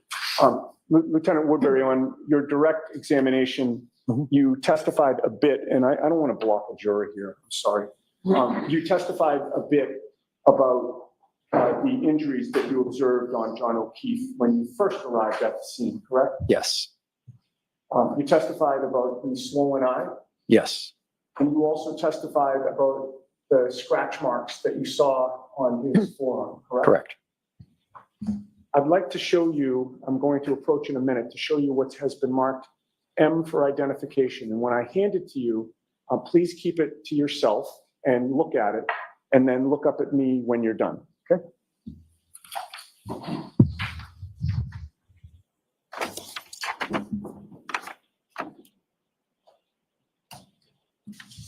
Having reviewed M for identification, do you recognize what that depicts? Yes, What does it depict? that is Mr. O'Keefe's right arm. Does that photograph appear to be a fair and accurate representation of the scratch marks that you observed on January 29th of 2022, sir? Yes. I would offer that, Your Honor. Okay. That will be our next exhibit. And again, we'll have to maybe renumber. Counsel, before you leave today, we have to figure out how to keep everything straight. Understood.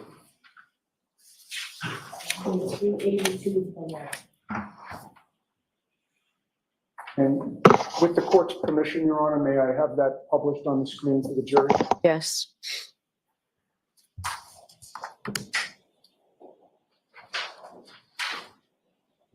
Now, on direct examination, Lieutenant, hang on.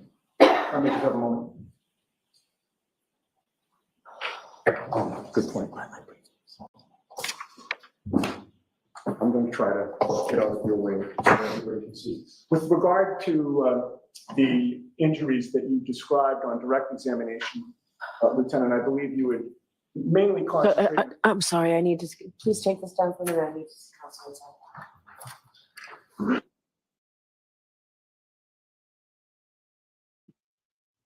Yo, he jumped right from Karen Reed was getting taken to here's the alleged dog bite marks. I don't know how we got there. So God love him. I'll be interested because I thought, okay, I could be wrong. I thought the lieutenant just dealt with Karen Reed, but maybe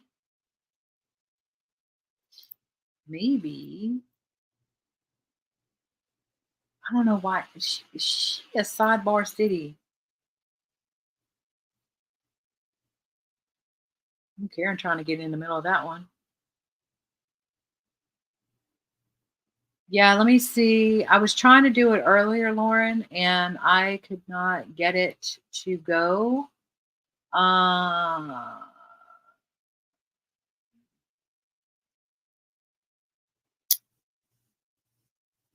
I can't find where it is. I thought I had it, but let me not end the stream. Jenny, you still in here? Because it's not, I have the purple background that has the trigger warning, but I don't see StreamYard overlay, cafe, Crime Cafe banner. Yeah, I was trying to find it earlier, and I couldn't find it.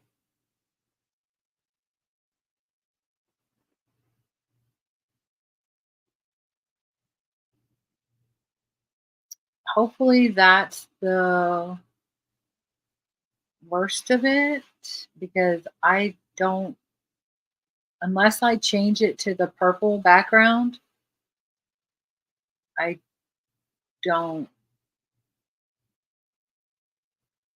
have a way to do it, I don't think.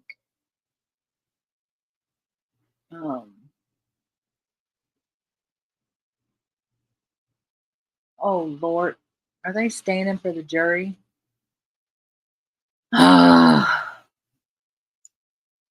This woman is a lot.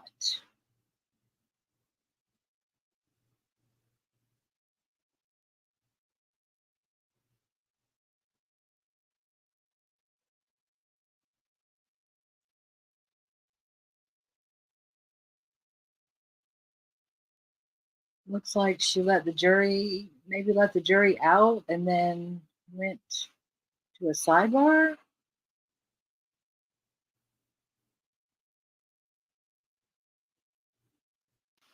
I don't understand.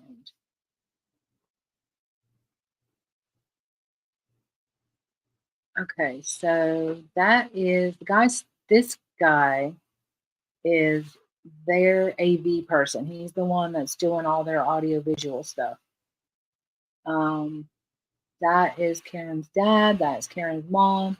I feel like possibly that's her sister, but I don't know for sure.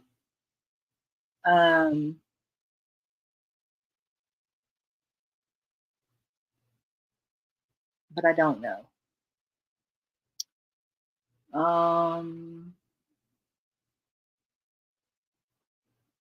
And I'm sorry it lags every once in a while. I was trying to get to a way to show y'all the like kind of the layout of the crime scene, but yeah, no, I agree with you, Lauren. I tried to figure it out yesterday. And so there's all these things. And I thought I saw them somewhere yesterday. but I don't see them today. So maybe I was scrolling around.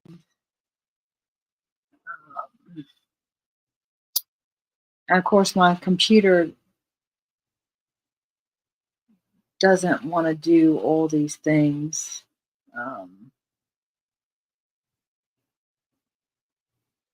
So, yeah, it's hard for me to do while we're actually streaming because show headlines. Oh, no.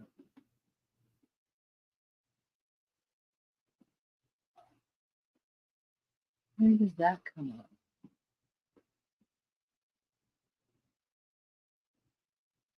Oh, okay. I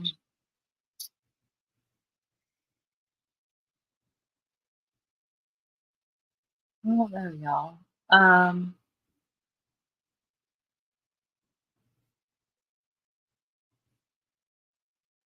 Crown Cafe banner. Crown Cafe logo. All right, if I do something crazy, y'all just go with it. Is that it? Nope. Sorry. Disregard. That not it.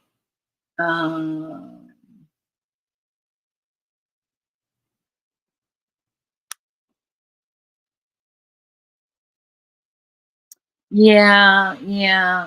I'll have to take the night by. I'm afraid I'm gonna mess something up.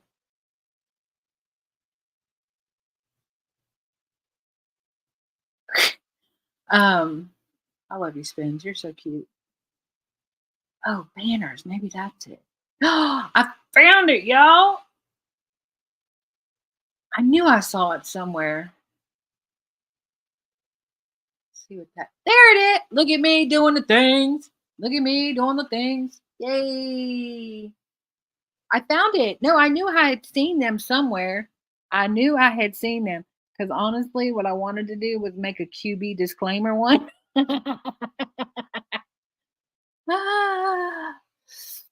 But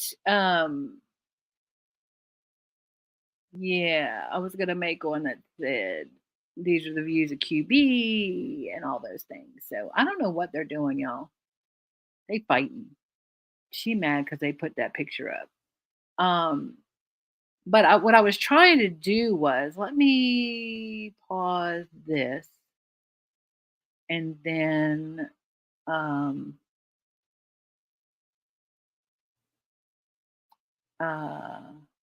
yay QB, look at me go. Whoop whoop.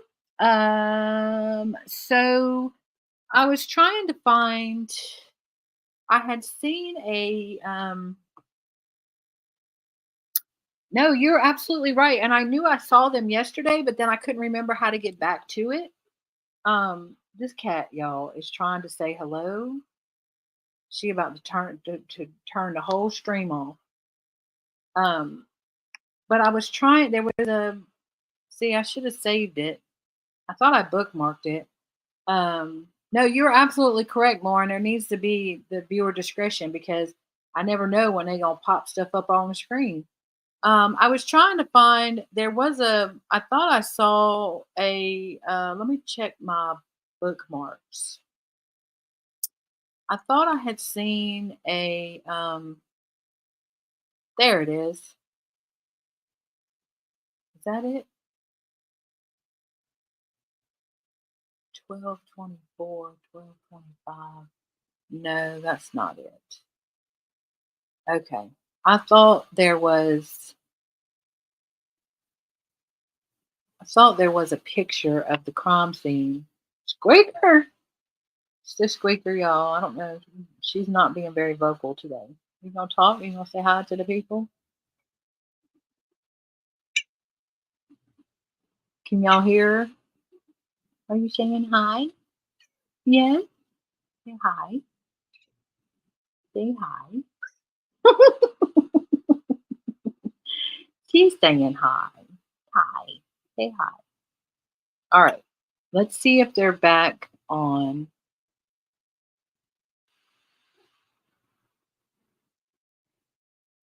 looks like bruising on the underside where all the blood has Why would pooled. you do that? Like, it's so rude.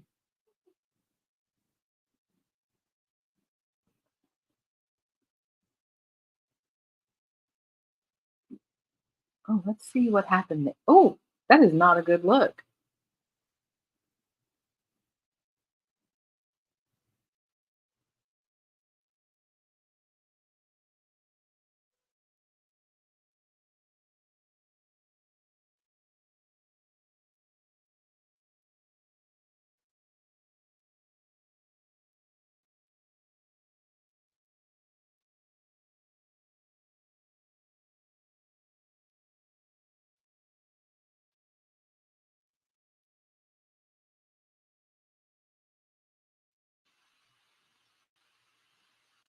Y'all, I was trying to see if there was anything that they said that we could hear, but there's not. This court is in session, please be seated.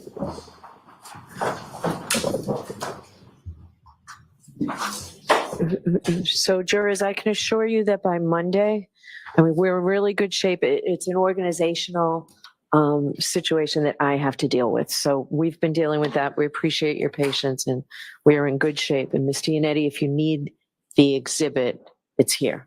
Terrific. May I have it published again on the camera? Yes. Now, Lieutenant, with regard to the injuries that you observed, did you notice any lividity on the body when you were looking at John O'Keefe? Being hypothermic, he was very pale overall. So the skin wasn't pinked up yet.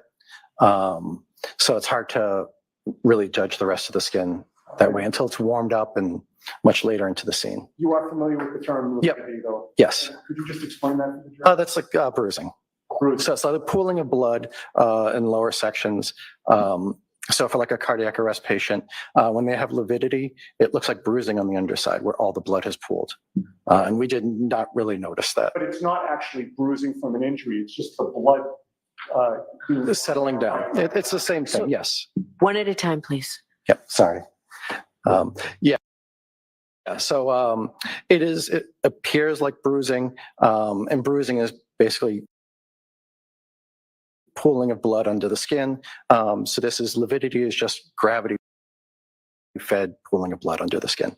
And it usually happens what is the section of the body that is lowest. I see. Okay. Now, with regard to the scratches that you've testified about and that you now observe on exhibit 382, I believe, and you'll correct me if I'm wrong, but I believe your testimony on direct examination was that you observed them in the forearm area, correct? It was the right, like forearm to arm. I was trying to signal like right up here, but yeah. Oh, all right. Yeah. I guess that's my point. Yeah. It wasn't just on the Not just, it was the arm area. Yeah, mostly what I noticed was forearm, but there was some around there. Okay, so it wasn't just below the No, elbow. it was not just below the elbow. There was some above the Yes. elbow as well? Yep. That's consistent with exhibit 382? Correct. I missed that moment, Your Honor. Yes. No further questions. Mr. Lally, anything further? No, Your Honor. All right, Lieutenant, thank you very much. So Okay, you're all thank set.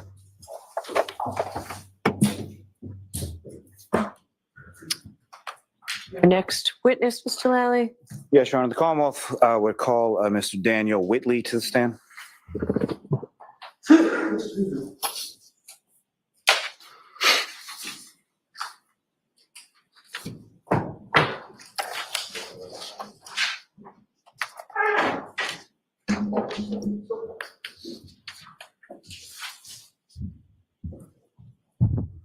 Watch your step. Clerk, and reach your right hand, please.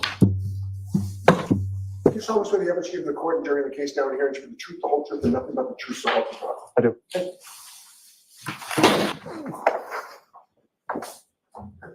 Good afternoon, sir. Good afternoon. Whenever you're ready, Mr. Lally. Thank you, Your Honor. Good afternoon, sir. Good afternoon. Could you please state your name and spell your last name? Daniel Whitley, Whitley. And what do you do for us, sir? I'm a paramedic firefighter with the Town of Canton Fire Department. And how long have you been a member of the Canton Fire? I was hired in March of '06. And prior to that, work with the Canton Fire Department, did you work within that same field in any other capacity for any other company? Yes, correct. I worked for American Medical Response out of Brockton as an EMT intermediate and a paramedic for 5 years. And you're a certified paramedic, is that correct? Correct. And how long have you held that certification? It was, I believe, November of 2006 that I got that certification.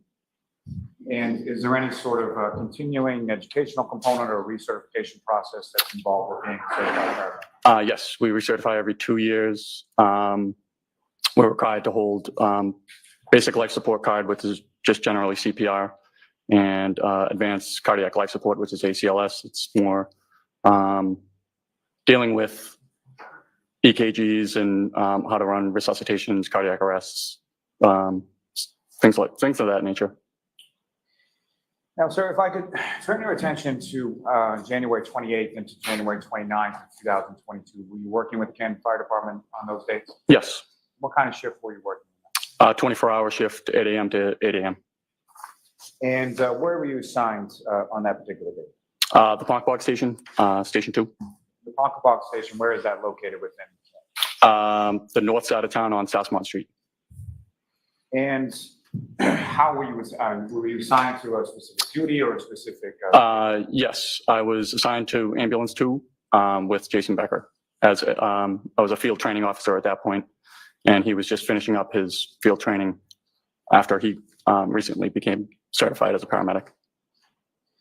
And now, at some point shortly after 6 a.m., were you aware of a call or dispatch in regard to Station House 1? Yes, we had just returned from a previous call about 5 a.m. and heard the tones go off. Actually, we were in the day room, which is where basically it's the living room of a fire station. And we heard the tones go off. We heard the police going to Fairview Road. And we just kind of sat and were wondering what was going on there. Now, you yourself, you and firefighter Becker, were you dispatched to a call as well, approximately 6:41 or 6:42 a.m.? Yes. And at the time that you received that dispatch, what, if anything, were you aware of with regard to the prior call that the other ambulance went? So when the tones go off between the two stations, we're able to hear what the dispatch complaint is, what they're going for, and it came in as, I believe, CPR in progress in the snow or something to that regard. So we knew that it was a fairly serious call that Station 1 had gone to. Now, when you received your dispatch at approximately 6:42 a.m. or so, what was that call in regard to, and where did you respond? We were dispatched for a Section 12. And as far as your assignments within the ambulance between yourself and firefighter Becker, with regard to this call, who was doing what? I was driving. He's what we call the tech, the lead paramedic on the case. That's just generally how we operate. And from your response, or you're driving from Station 2 to Fairview Road, what, if anything, did you observe or experience en route in between the two? At that point, it was snowing pretty heavily. We were coming down Chapman Street, getting ready to take a right onto Fairview. We nearly slid off the road, making the turn onto Fairview. It was snowing that heavily, and I don't believe the roads had been really plowed or treated or anything like that for us to. So it was pretty slippery. Now, in addition to ambulance number 2 that you and firefighter Becker were in, what, if any, other sort of vehicles or apparatus was dispatched to this call as well? There was Engine 3, which is the District 1 engine, and at least 2 police cruisers, and then another gray SUV kind of further down from where we parked. Now, when you arrive in this area on Fairview Road, what, if anything, do you sort of observe as far as who's there when you arrive? When I got out, my Lieutenant Woodbury and Sam Park were there. And they were on the engine, is that correct? They were on the engine, correct? Now, beyond sort of the personnel from your department, you mentioned that there were some police officers there as well? Yes, Mulaney and Saraf, and then two other females, at least two other females. And the other two females, where were they when you first sort of get out of the ambulance? A few yards ahead of us, a few dozen yards ahead of us, I'd say. And were there any other vehicles beyond sort of first responders that you observed on? Just that other gray SUV. And so I guess my question is, where were the two females that you observed in relation to the gray SUV? Near it, maybe in front of, maybe one was inside. There were three females there. And at some point while you're on scene, you learned the identity of your patient, correct? Yes. And what was the name of the patient? Karen Reed. And you had some conversation with Karen Reed that day, is that correct? Yes. And do you see Karen Reed in the courtroom? I do. Could you just describe as to where she's seated or an article of clothing that she's wearing? She's seated right at that table right there. I'm sorry, if you could just point as to where she is. Right here. No, I just asked record of reflect identification. Okay. Now, when you first sort of arrive on scene, who, if anyone, is the first person that you talk to? Lieutenant Woodbury and Sam Park. And following that conversation, who, if anyone, you speak to? Probably briefly Lieutenant Mulaney, but more, I'm sorry, not Lieutenant, Officer Mulaney and Officer Saraf. Now, following your conversation, well, let me ask you this sort of in general terms. When you respond to a call for a Section 12, what is sort of the protocol that you go through in regard to that? Whether it's a Section 12 or any call, basically, the lead tech generally takes over immediate patient care, goes over, assesses. Usually the partner will go over and try and find out background details, try and find not only, well, especially for a Section 12, you want to get, the tech will get, which is Jason's role, the patient story, and then I'll get everyone else's story. And at some point, you have a conversation with Ms. Reed as well. Oh, yes. And where is that in relation to vehicles on scene? So what is that initial conversation? The initial conversation, she was very upset. She kept saying, so we had a Section 12 written, and that was to take her to the hospital because she made threats against her life, saying, I don't want to live anymore. If my husband dies, I don't want to be alive anymore. And myself and Jason and Lieutenant Woodbury were kind of like, well, that's seemingly more in the lines of normal grieving process after something traumatic happens to a loved one, whether they're going to die or not. We kind of didn't feel like it kind of led to that level of a Section 12 to have her transported to the hospital. So at that point, I exited the ambulance and I went to speak with Officer Saraf, and I said, this kind of doesn't, if we want her to be at the hospital, get a full eval, we're going to need more than just, if my husband dies, I want to die, because that seems just like normal grieving things to say. And so I went back to the ambulance. He went, I don't know where he went. I don't know whether it was cruiser or what, but he came back, notified me that her Sustained. And from that conversation, did you receive more information or more clarity as to statements in Ms. Reed and me? Yes, Officer Saraf had said that. Objection. So not what he said, sir. So We You were are informed unmuted. that. Objection. I'm not sure. so you can't testify to what somebody else told you. You can when there's no objection regarding what Ms. Reed told you, Okay. but you can't testify what anybody else told you. Okay. So when I say sustain, that means you have to stop. And, Okay. And the the lawyer will ask another question, Okay. okay? Thank you. Thank you, Your Honor. So, Firefighter Whaley, at some point, specific to your conversations with the defendant, you described sort of her demeanor or any observations you made in relation to that as you were speaking. Yes, she was very upset. She kept asking if there was any chance. She kept asking us if we knew if the person ambulance 1 had transported was alive or dead, and we could not speak to that. She asked if somebody could be alive in the snow without a jacket for many hours. And at that point, we were just trying to give her any hope that whomever A1 transported was still alive. And we kind of just talked about far off hypothermia cases where, kids have fallen in rivers and been submerged for many minutes, maybe even hours, and survived with no neurological deficits. So we were just trying to give her some sort of hope on the way to the hospital that there was a chance that her husband could be alive.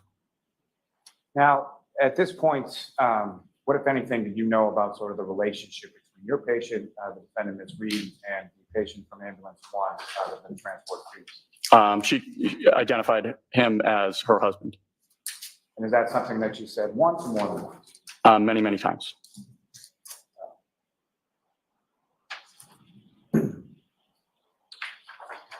Now, she asked you some questions about his status and made specific reference to his clothes. Is that correct? The only thing I recall is asking if he could have survived without a jacket. Now, as far as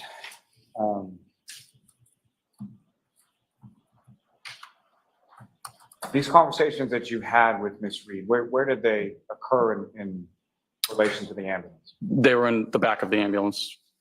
And who, if anyone, was present in the back of the ambulance beyond yourself and the defendant? Jason Becker. And with reference to, you mentioned that firefighter Becker was sort of the lead paramedic or the lead tech on this. Is that correct? Yes. So is there, from sort of his role and your role, what are some of the sort of differences in the duties and responsibilities in relation, we'll call it? So for any Section 12,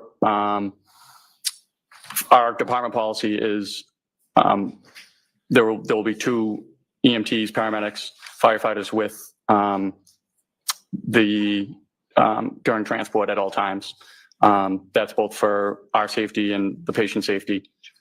So that's why it wasn't just 2 EMTs or paramedics driving to the hospital. I was in back with Jason, and Sam Park was driving. Now, as far as you testified earlier about observations of her being upset or distraught, is that correct? Correct. Was that consistent throughout your interaction with her, or? No. There would be episodes where she would go from crying in her hands to all of a sudden perking up. She was crying about having to take care of kids, saying she couldn't do it. And I was saying, you can do this. It's not as hard as it seems. She kept saying, I can't take care of these kids. They're not my kids and they're not his kids. That's when I figured out who ambulance 1 transported. And I was saying, well, it seems like you have a good, strong support system. People who came and helped you in a blizzard to help come find your husband. She said, she asked me if I knew Carrie Roberts. I said I did. She said anybody who knows Carrie Roberts wouldn't say those things. And that kind of took me aback a bit. It seemed strange to say something like that after you were just crying because your husband was dead. Take you back just within. I was just kind of surprised. If I could take you back within that just for a minute. So you had testified that during that, her description, you sort of realized who was a patient in ambulance 1, is that correct? Yes. And what, if anything, made you realize, or who did you think it was? So I live in and grew up in the Ponquag neighborhood of Canton. And Mr. O'Keefe was known for taking on his niece and nephew after, I'm sorry, I'm not sure positive of the relationship, but I believe it was his sister and his brother-in-law passed away. And it was something people admired him for, people looked up to him for. But I was able to, I also, I moved into the Ponquag neighborhood back after living outside of Canton for a few years. The O'Keefes lived diagonally across from me. I never had any sort of interaction with him or anything. When I moved in, my wife was probably about 6 months pregnant and I had 2 toddlers, so I was pretty busy. I figured he was pretty busy. I never even had a chance to introduce myself or anything before he moved to Meadows, which is how I kind of figured out. Your Honor, I object to this line of question. Okay, next, sustain. Next question. Now, you had also mentioned during your conversation with the defendant that she had said some things about Kerry Roberts, correct? Correct. And how is it that you know Kerry Roberts? Well, Kerry lives around the corner from me. Objection. No, I'll allow that. Next question, please. How long have you known Kerry Roberts? Just from moving back into the neighborhood, she would run the neighborhood block party, and she put out that she would like the fire truck there on the neighborhood Facebook page. So I volunteered to bring the fire truck to the neighborhood block party. And was Ms. Roberts on scene on Fairview when you arrived in your ambulance? Yes, So she was one of the other females along with the defendant. correct. Now, with reference to when you brought up as far as support system, and included Ms. Roberts within that, what, if anything, did the defendant say about Ms. Roberts? Objection. Sustain. Next question, please.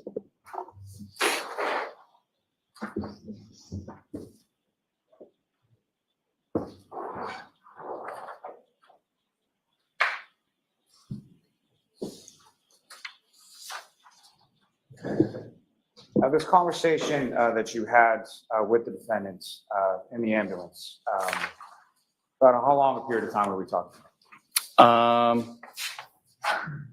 20, 25 minutes. And beyond what you've already testified to, what did sort of that conversation consist of, or what was the sort of tone and tenor of that conversation?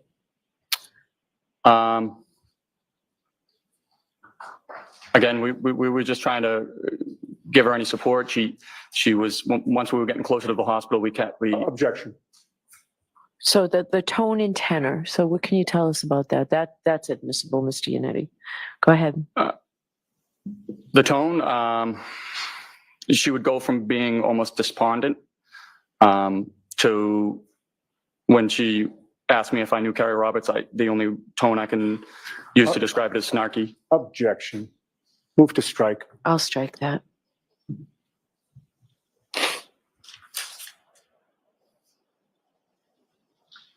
Now, you transported to a Good Samaritan, is that correct? Correct.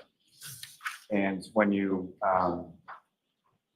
during the transport, where are you in relation to Ms. Reed from Fairview to Good Samaritan? I'm sorry, I don't understand. During the transport, Ms. Reed is where within the ambulance? I believe we have what we call a tech bench, which is a long bench. There's the ambulance stretcher, and then next to the ambulance stretcher is, we call it the CPR seat. And then that's where Miss Reed sat.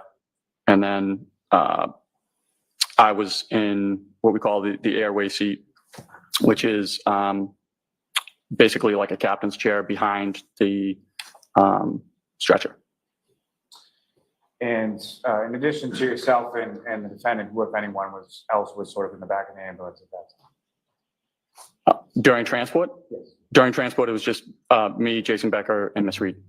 So yourself along with firefighter Becker and, correct? Correct. Who was driving you? Sam Park.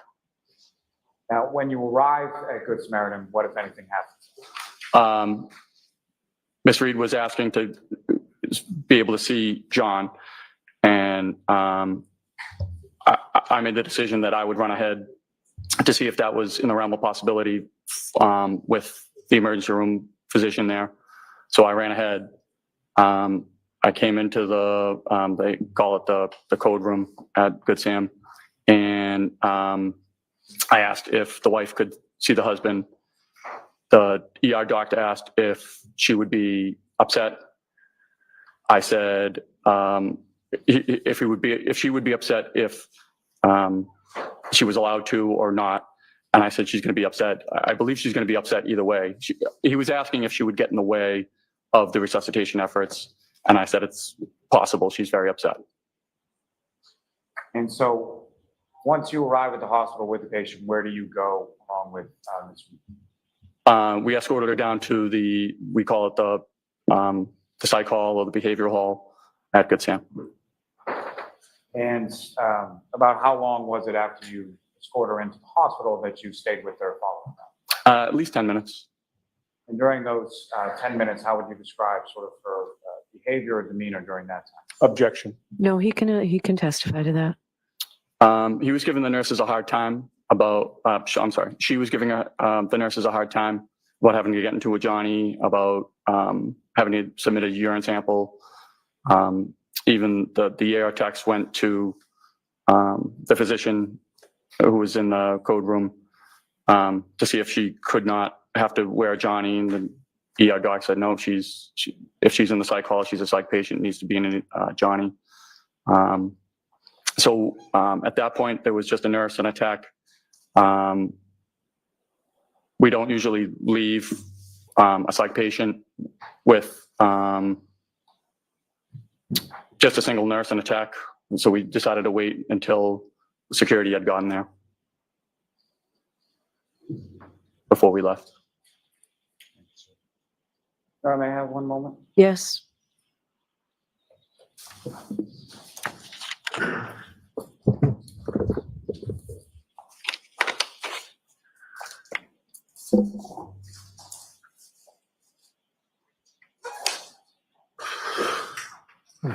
Nothing further at this time, Your Honor. Thank you. All right, Ms. Giannetti. Thank you. Good afternoon, sir. Good afternoon.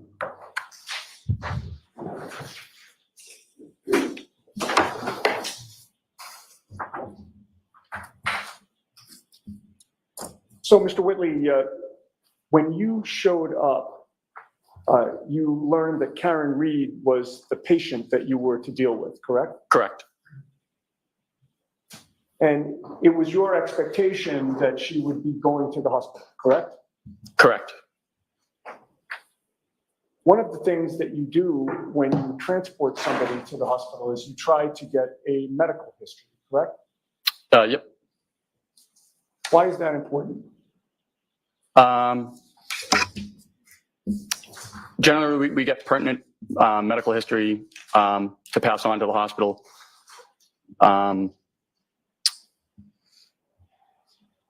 So if something were to happen where the patient wasn't able to describe their past medical history, it gets passed on to the next caregiver, which would be the nurses, doctors at the hospital. Okay. More information is always better than less information, correct? I would say so. And with regard to Ms. Reed, did you take a medical history from her? I assume Jason did. Okay. Did you learn the results of that medical history? You'd have to refer to Jason's report. I may have a moment now. Yes.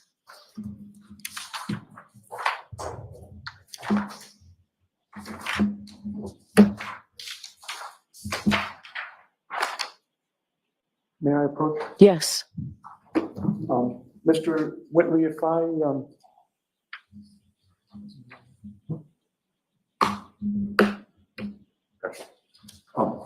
I'm actually going to show you two documents with your permission. One would be Jason's report. Okay. And you talk about Jason Becker, correct? Correct.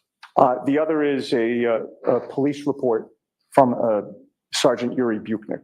I'm going to give you the second page of that. So let's do them one at a time. Sure. And you've asked for Jason Becker's report, so I'll give you that first, okay? Okay. And when I approach you, I'm going to hand this to you, and I just ask you to look at it silently by yourself. Okay. And then look up at me when you're done. Okay.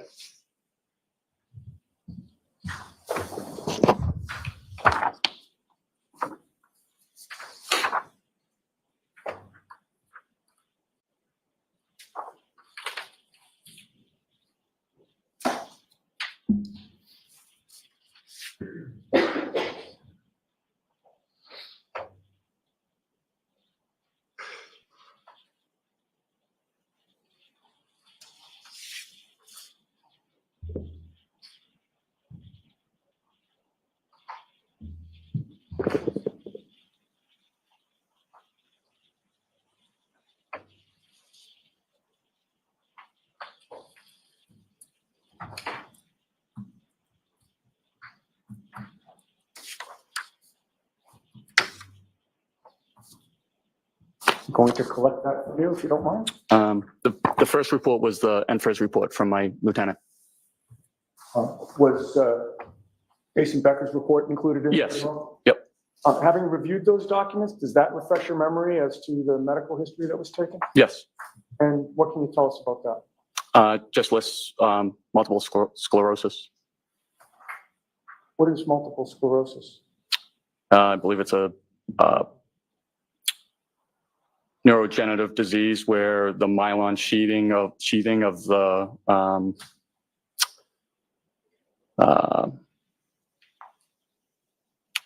trying to think of the word here, but I don't mean to put you on the spot. I understand. I'm sure you do. It's a disease. It's a disease that's progressive and has neurological muscle control things involved with it. And when you say progressive, that means it gets worse over time as you age? As I understand it. And that was the medical history you got from Karen Lee? Correct. I'm nothing further. All right. So, sir, you are all set. Thank you, Mr. Whitley. Your next witness, Mr. Lally? Yes, Your Honor, call Mr. Jason Becker to the stand.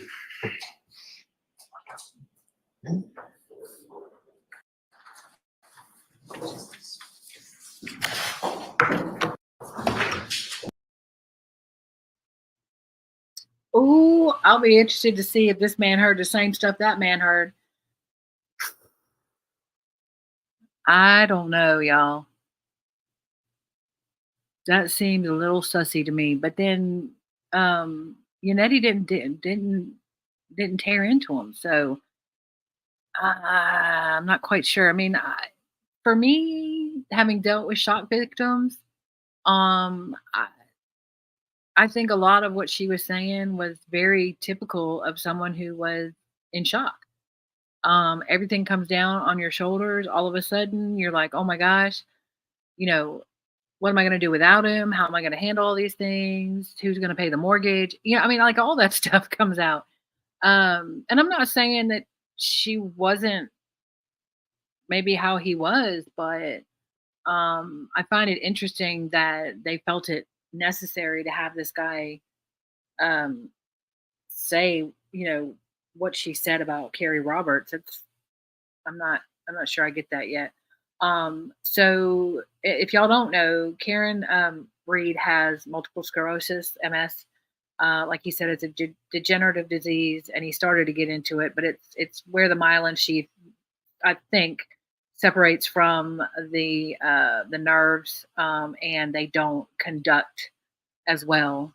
I think I don't know for sure, but it's basically a debilitating disease. It is progressive, and she does have it. You'll note when she walks sometimes, or the way she sits sometimes, you can see it's kind of an awkward stance or an awkward sit. That's part of it.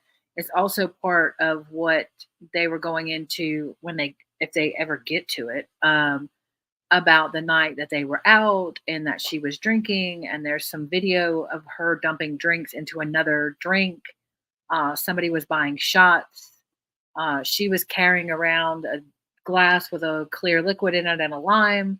They said it was a vodka tonic. Everybody else said no, it was, or other people said it was water with a lime, and that she didn't want to seem rude by not taking the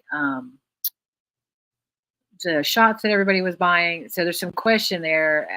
A person with MS, though, drinking can cause flares. So I don't know.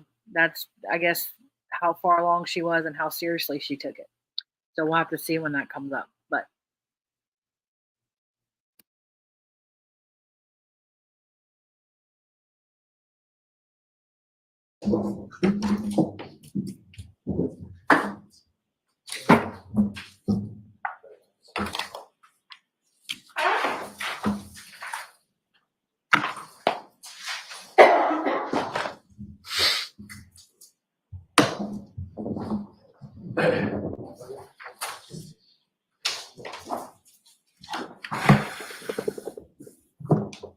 Please watch your step. Face that clerk, raise your right hand. Do you solemnly swear the honesty of the court and jury in the case down here and should be truth, the whole truth, and nothing but the truth, so help you God?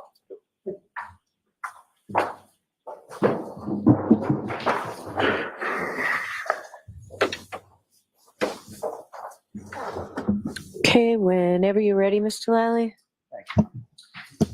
Good afternoon, sir. Good afternoon. Could you please state your name and spell your last name for the jury? First name is Jason. Last name is Becker. Becker. And what do you do for work, sir? I'm a firefighter paramedic, Canton Fire Department. And how long have you been a member of the Canton Fire Department? 5.5 years. And prior to that, what, if any, other employment did you have sort of within that same field? I worked at Found Ambulance and South Shore Hospital. How long did you work at each of those respective positions? Found Ambulance was about 5 years. South Shore Hospital, approximately 3 years. And with regard to South Shore Hospital, what is it that you did there? I was a nursing assistant in the emergency room. And with regard to your work as a firefighter paramedic for the Canton Fire Department, you were a certified paramedic? Yes. And when did you first receive that certificate? October 2021. And is that something that you receive, or when you receive that, is something that goes on in perpetuity, or is that something that you have a continuing educational component or recertification? Con Ed education, every 2 years you have to recertify. Now, sir, if I could turn your attention to January 28th, 2022 into January 29th, 2022. Were you working on that occasion? I was. And where were you assigned? I'm sorry, what type of shift were you working on that occasion?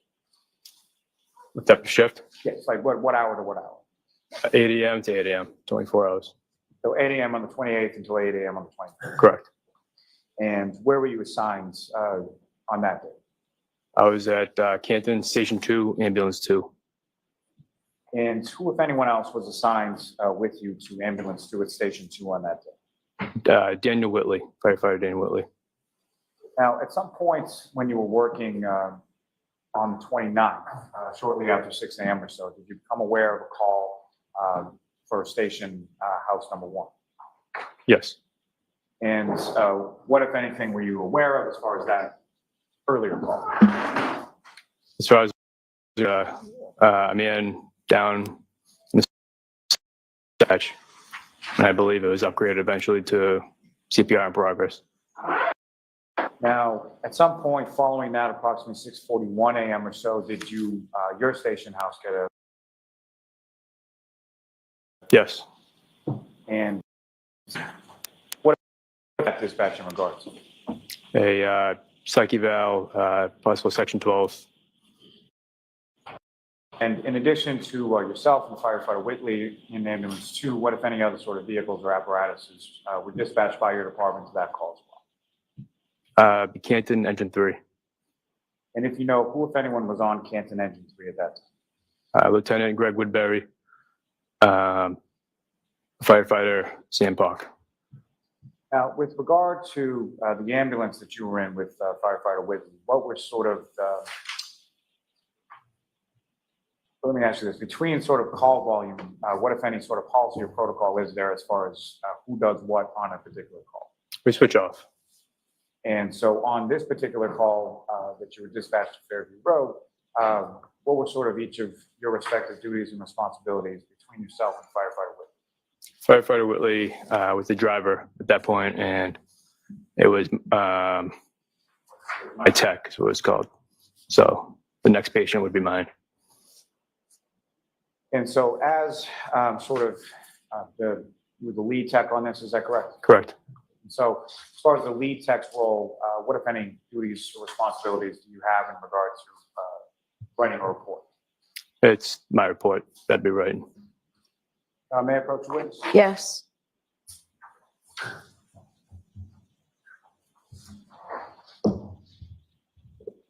We have a document just actually review that with us.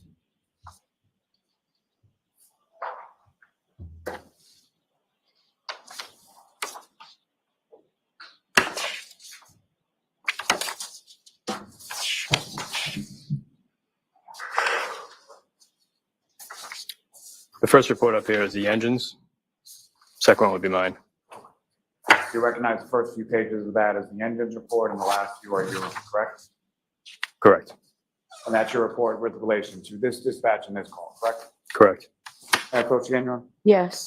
I want the seat to introduce in a minute as the next. So both reports through this witness? Is there any objection? May I just take a look at the DA's copy?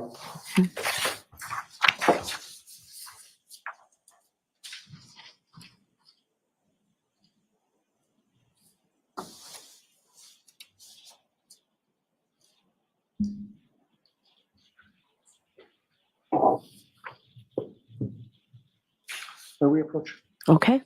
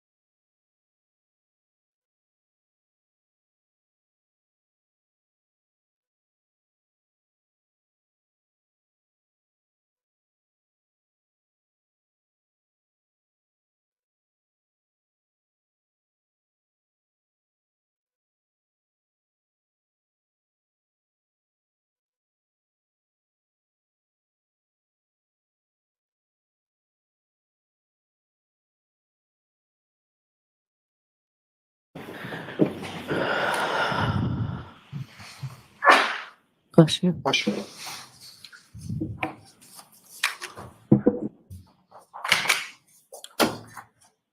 With that addendum, I would seek to introduce and admit that as the next exhibit. Okay.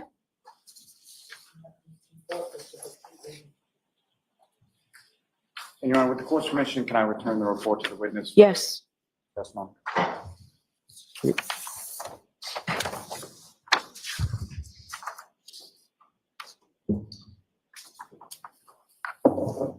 Now, sir, when you first sort of arrive in the area of 34, when you arrive in the area of Fairview Road, what, if anything, is it that you first observe upon your arrival? Coming down the street or on scene? Yes, coming down. Coming down the street, see the live police lights. You can see the fire engine, and which is, I believe I said it's one black SUV. And where is it that you and the ambulance sort of park in reference to those other vehicles that you see? I believe we parked. If the SUV was facing towards us, we parked to the left. I don't recall where the police cruiser was, though. And when you first arrived there, who, if anyone, is it that you first speak with when you get there? When we got out of the ambulance, I passed Officer Saraf and Officer Mulaney. They kind of briefed us, and then I walked over to the black SUV. And when you walk over to the black SUV, who is it that you observe in that black SUV? I saw 2 females. And of those 2 females, do you see one of them in the courtroom today? I do.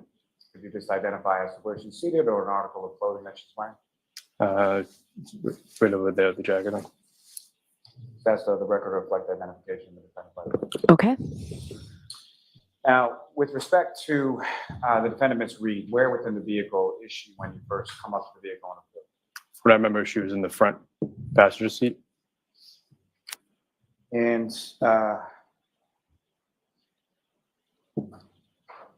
what, if any, knowledge did you have as far as the defendant, Ms. Reed, and her relationship to the earlier call that ambulance 1 had been dispatched?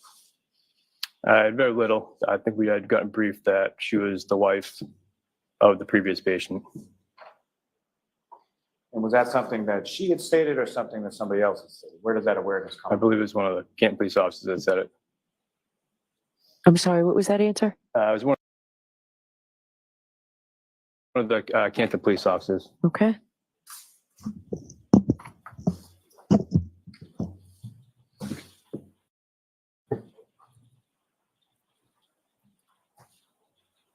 And so when you walk up to the car, what is it that you say to her? What, if any, conversation did you have with Ms. Reed at that? So I went up to the window and introduced myself and just kind of asked what was going on.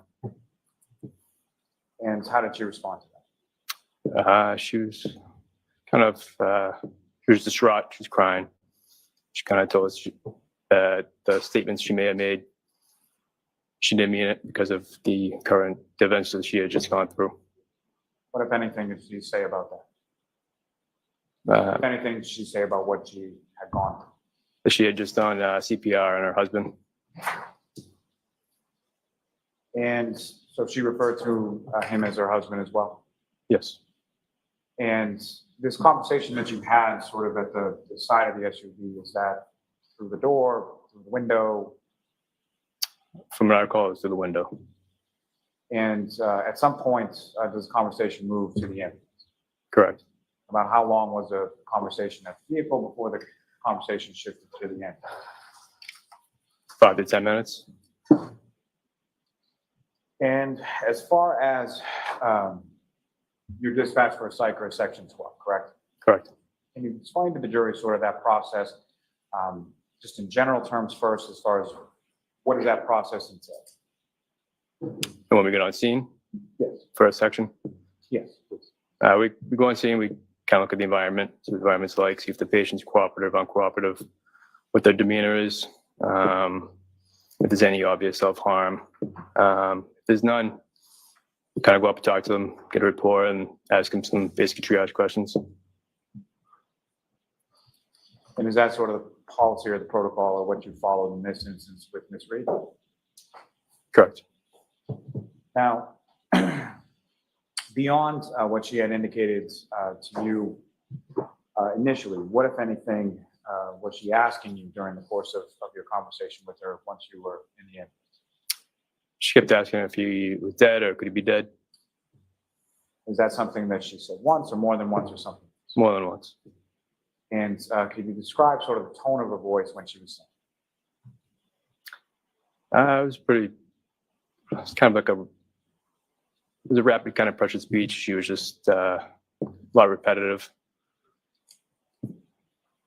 And as you were speaking with her, what, if any, observations did you make of her facial area? She had blood on her face and her neck and her mouth, her neck and chin.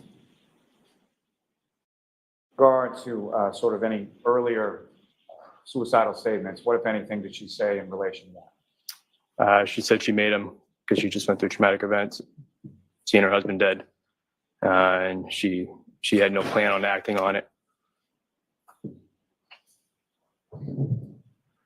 Now, pursuant to a Section 12 call, what, if anything, are you doing as far as documentation goes with respect to vital signs, things like that? It depends on the situation. In a situation of misreads, I took a regular, just vital signs, pulse oximetry, see a heart rate.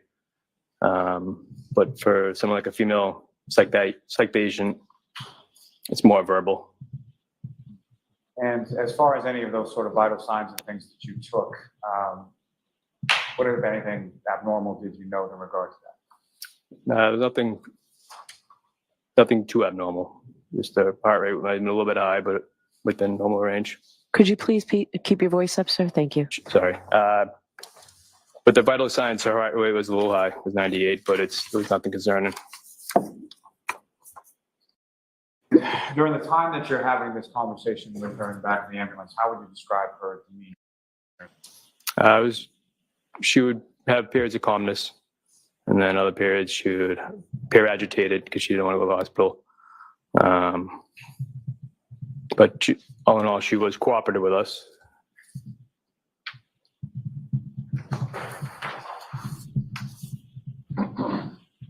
Now, at some point, she's cooperative, correct, and agrees to go? Eventually, yes. When you say eventually, was there some conversation related? We kind of mentioned to her basically what a Section 12 is.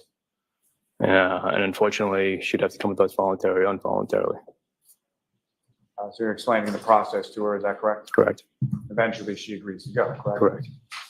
And as far as the transport goes, who, if anyone, is in the back of the ambulance with her during the transport period? Me and Firefighter Whitley.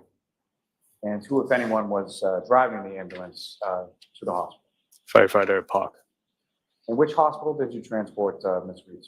We went to the Good Samaritan Hospital. Now, during the course of transfer to the hospital or transport, what, if anything else, did Ms. Reed say with reference to children? She was talking about children. She was unsure and she didn't know if she'd be able to take care of them. She was worried about that. She was worried about that. Yeah, she's worried about who would take care of the children if he was pronounced dead. And what, if anything, did she say about herself in reference to the children? She didn't think that she could take care of them on her own. Now, as far as this other person or the patient from the earlier call, how did she refer to that person in relationship to yourself? She was calling him the husband. Now, with reference to this particular, with reference to Ms. Reed in this conversation, what, if anything, did she say in regards to the last time that she had spoken to who she called her husband? She had said that they had gotten into an argument. She was sad because that was the last thing she had said to him was the argument, but she didn't go into detail on what the argument was about or what was said.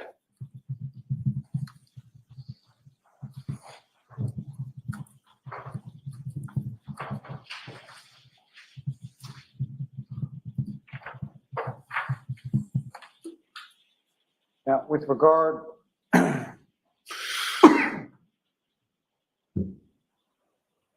to her speaking about children, what, if any, further conversation did either yourself or Firefighter Whitby have with her in regard to that? With children? Yes. I don't recall.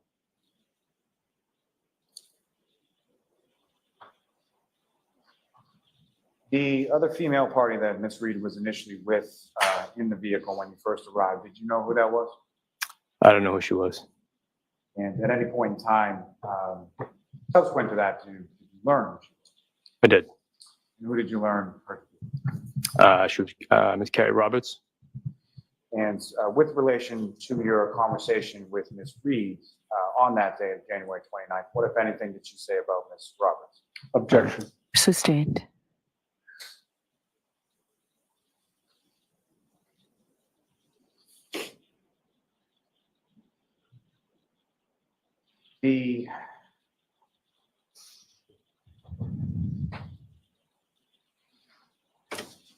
regard to the sort of medical questions that you were asked, from those medical questions, what, if any, questions would you typically ask someone with relation to consumption of alcohol or drugs? Well, probably part of the psych assessment, I asked if she had taken any drugs or alcohol, and she had denied it at that point. She said she had not, correct? Correct.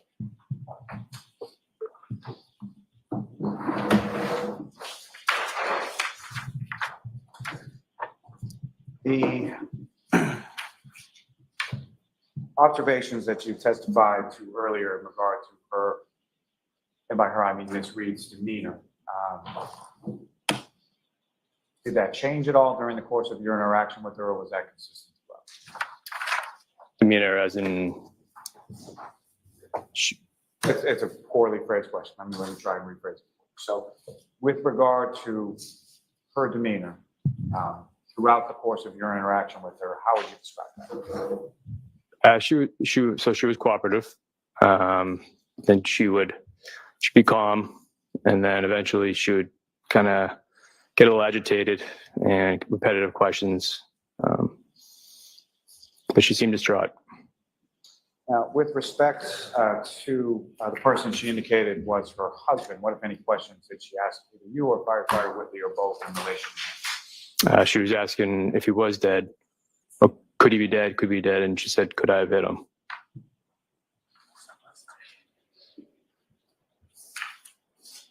Was that something that she asked once or more than once? It wasn't a lot. It was more of could he be dead? Could he be dead? So somewhat repetitive, is that correct? Correct. Just one moment, Your Honor. Yes.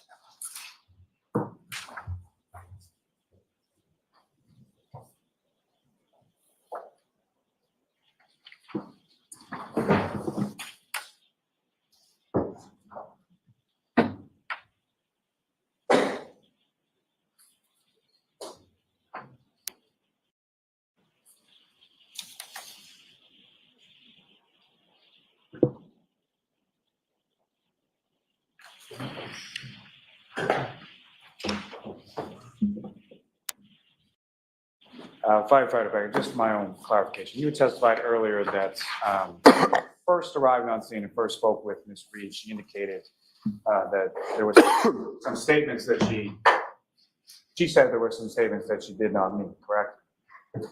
Correct. Suicidal statements. And so, exactly. So my question is, that was in reference to the suicidal statements she made prior to your arrival, correct? Correct. Not to any subsequent statements, correct? Correct. Nothing further. All right, cross-examination. Thank you, Rona. Good afternoon, sir. Good afternoon. You and I have never met, right? I believe so. I wanted to go back to one piece of testimony that you offered on direct examination, if I may. Sure. You had, in response to a question from the prosecutor about the medical history and your question to Ms. Reed about whether she had had any alcohol to drink. I believe your answer today was she denied having drank alcohol the night before? At the time that she was, she could have, I don't know if she drank alcohol the night before, but at that time I asked if she had any drugs or alcohol, and she said no. I'm sorry, if I just didn't hear. Yeah, you need to keep your voice up, sir, or speak Okay. directly into Sorry. the microphone. I asked her if she had any drugs or alcohol, and she said no. Oh, if she had any drugs. Well, she taken any drugs or alcohol, she said no. Did you specify a time period? I just assumed it'd be in the last few hours for the reason why we were there. Oh, I see. Okay. Unsure if she had alcohol days prior, but for the reason why we were there. Okay. So was it your understanding that the two of you had an understanding of what you were asking? Sure. Objection, move this. Yeah. So the objection sustained. It's stricken. Ask the question differently, Ms. Tianetti. Thank you, Your Honor. All right. So I guess with regard to your intent and your state of mind when you were asking that question, You were asking, had you taken any drugs or alcohol within the last few hours? That's what you meant to ask? Objection. So the objection sustained. What did you specifically ask? So when I ask a patient if any drugs or alcohol, I'm talking about at that point in time. But an hour before, 2 hours before, not days before, weeks before. Okay. So- And this was at 6:40 in the morning? Correct. Did you smell any alcohol on her at that time? I did not. Okay. You would agree that she did tell you at some point that she had alcohol the night before, correct? No. All right. So this is now, what's today, May 3rd of 2024? Correct. And this happened back in January, on January 29th of 2022? Correct. You were interviewed by a Trooper Michael Proctor on February 14th of 2022. Do you recall that? I recall meeting with him, yes. And February 14th of 2022 would have been a little bit more than 2 weeks after January 29th of 2022, correct? Correct. Your memory of what Karen Reed told you about whether she had anything to drink the night before would have been much better on February 14th of 2022 when you were talking to Trooper Michael Proctor than it would be today, correct? Correct. Because your memory doesn't get better over time, correct? Certain circumstances, sure. And with regard to whether Karen had indicated that she took any drugs, you told Trooper Proctor she said that she had not, correct? Correct. With regard to whether she had had alcohol the night before, you told Trooper Proctor on February 14th of 2022 that she did consume alcohol last night, correct? Objection, Your Honor. All right, I'm going to see you at sidebar on this. Please bring that with you, please.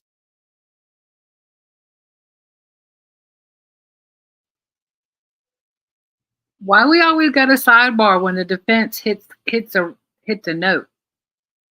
Like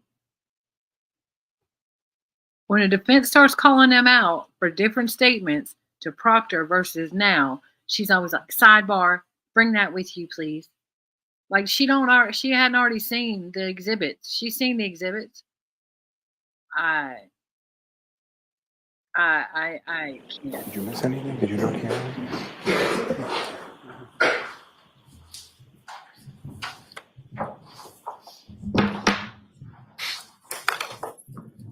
With your permission, I'll repeat the question. Sure. You told Trooper Proctor on February 14th of 2022 that Karen had told you that she did consume alcohol the previous night, correct? If that's in his notes, Is your memory exhausted as to whether you told him that? I don't recall. If you saw his report with your statements in it, would that refresh your memory? Sure. It's a 2-page report. I'll give you both, actually. It's a 2-page report. I'll give you both pages, but I have highlighted a line on the second page, so I would direct you to that. May I approach? Yes. And take your time reading it, sir. Yes, yeah, and please read it silently to yourself and look up at me when you're done.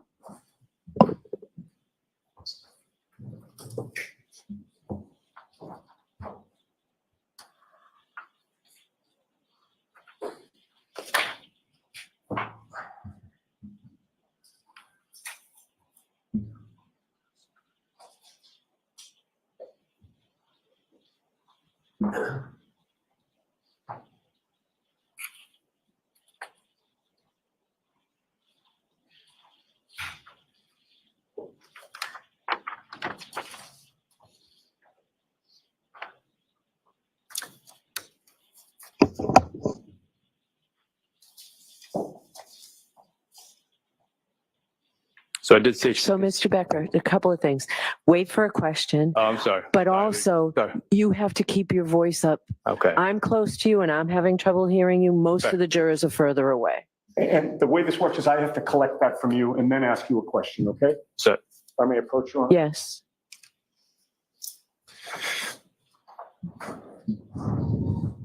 Having reviewed that document, does that refresh your memory as to whether or not Karen Reed, or strike that? Having reviewed that report, does that refresh your memory as to the fact that Does that refresh your memory? Does that refresh your memory? It does.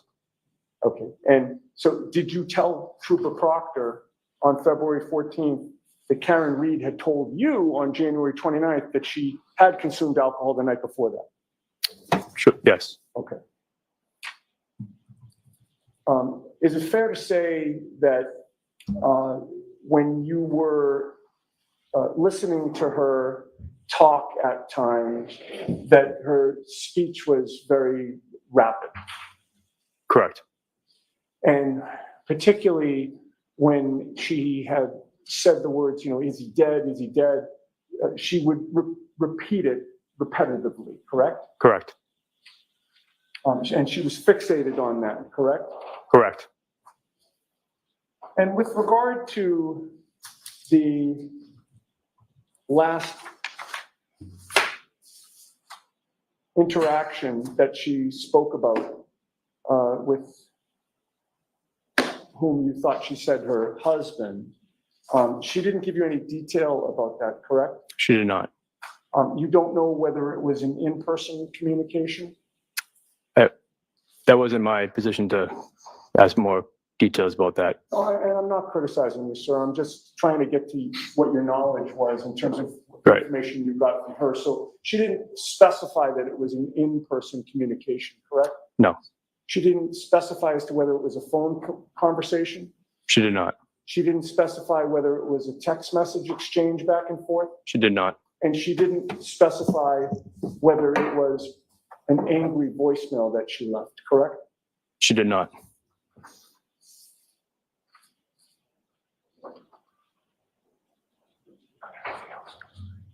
No further questions. Thank you. Just one moment, Your Honor. Okay.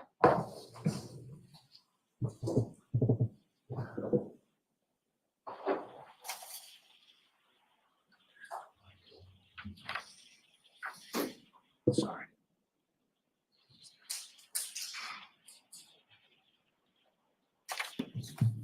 I have nothing further for this witness, Your Honor. All right. All right, Mr. Becker or Firefighter Becker, you are all set, sir. Thank you very much. Sorry about that. That's okay. Thank you.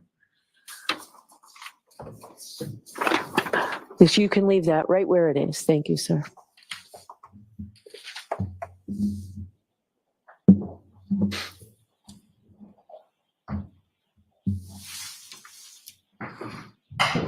Your next witness, Mr. Lally? Your Honor, may we approach? Sure.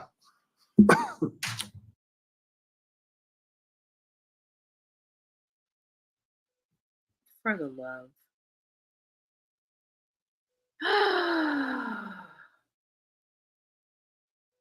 Y'all, I can't. I cannot with her. I'm trying. I'm trying. I'm trying so hard to stay middle of the road, but she's so obvious. She's so obvious. So obvious. It's just it's a travesty. And so here's where I go with this, okay? When I let me use that. Oh, I'm sorry, y'all can hear my clicking. I didn't do my other I didn't use my other mouse. I'm sorry, because the squeaker is laying on it because it's hers now. So let me play middle of the road. Let me play Devicle's clavicle real quick. So I wonder, and I think I said the same thing about Gull in Delphi, and everybody was like, "What? No way." But what if, let's just say, hypothetically, that she's being threatened or blackmailed or bullied or whatever word you want to use to give an unfair advantage to the prosecution. By her being so biased, by her doing the things that she's done, she's, in my mind, I'm not an attorney. I don't know. But in my mind, this case is ripe for an appeal, like out the gate if she gets found guilty. Going to be honest with you, right this second, based on what we've seen, not what I know of the case, but what we've seen thus far, and I know there's more to come. Um, but I ain't seen it. I don't even know how they got to bring this case. But let's just say hypothetically, I mean, could could it be possible? Could it be possible? Is it plausible, allegedly, that she is doing it on purpose to have an appeal? Because she can't not do it because she's being threatened or she's being, I don't know. I mean, this is y'all know I put my tin hat on. I got my aluminum out. Um, I don't know. I don't know because I just cannot with her and with Gull. I cannot wrap my head around judges acting in the manner that they're acting. I can't put my head around it. I cannot. And I'm trying to come up with some reason why they would behave the way that they're behaving. And I can't do it. Like, unless it's like they're doing it on purpose. I don't know, y'all. I can't. I I don't know. I don't know. I can't get to it. I don't understand it. I mean, she is so clearly, and these witnesses are so like, I think that's why when they get up they say we've never met before, right? I think it's to show like we have no beef, right? Because they act so angry towards the defense attorneys. I mean, that's not okay, fine. You can think that Karen Reed is guilty. You can think whatever you want, but you're showing an undue bias. I don't know. That's just me. We know. We know these are the views of QB and QB alone. Let's keep going.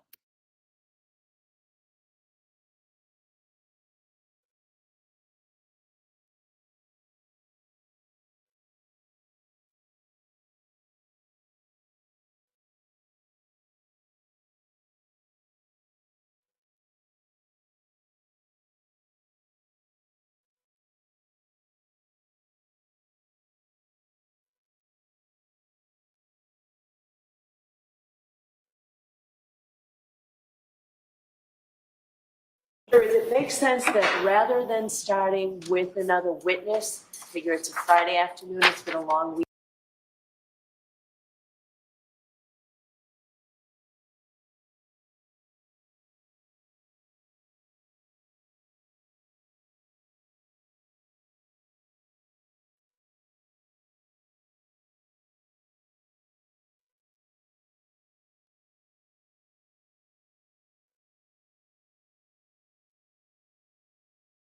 Does it make sense that rather than starting with another witness, figure it's a Friday afternoon, it's been a long week for you all, we'll excuse you at this point. So please do not discuss this case with anyone. Don't do any independent research or investigation into this case. If you happen to see, hear, or read anything about this case, disregard it and let us know. And have a great weekend. Monday will be a full day. We'll see you first thing Monday morning. Rise the jury. Rise this way.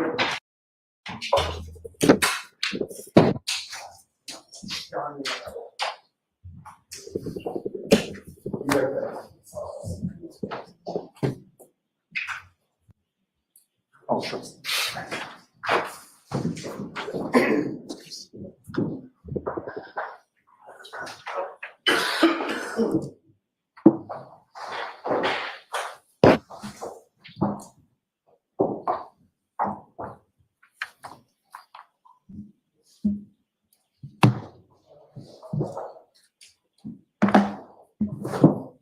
May be seated.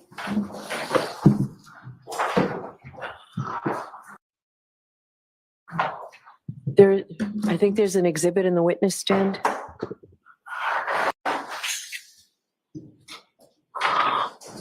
All right, because I've decided that it makes more sense to do exhibits the old-fashioned way because it's simply not working out. My suggestion is that we take what we have that have actually been introduced because I know you pre-marked nearly 600 exhibits. They have not been introduced into evidence. So we have numbers 1, 2, 3, 4, 7, 8, 9, 14, 18, and there are additional that are in the 300s and 200s. So what I would like to do is take all of these, and I know Madam Court Reporter has been great about sticking around all late during the week to pre-mark things. This is more important to me that we get the record straight from this point. I would prefer the jurors to have the exhibits in order and not have numbers 200 and 300 in where they should be 15 and 16. So what I would like you to all do is take a look at the exhibits that have actually been introduced. Their prior numbers, if you have referred to them by their prior numbers, I will permit you for the rest of the trial to say previously referred to as 308, but now exhibit 15 until you feel you don't need to do that anymore. So it means things are going to have to be renumbered. So, Madam Court Reporter, was there anything else we needed to discuss on this? Is there anything else you need from the lawyers?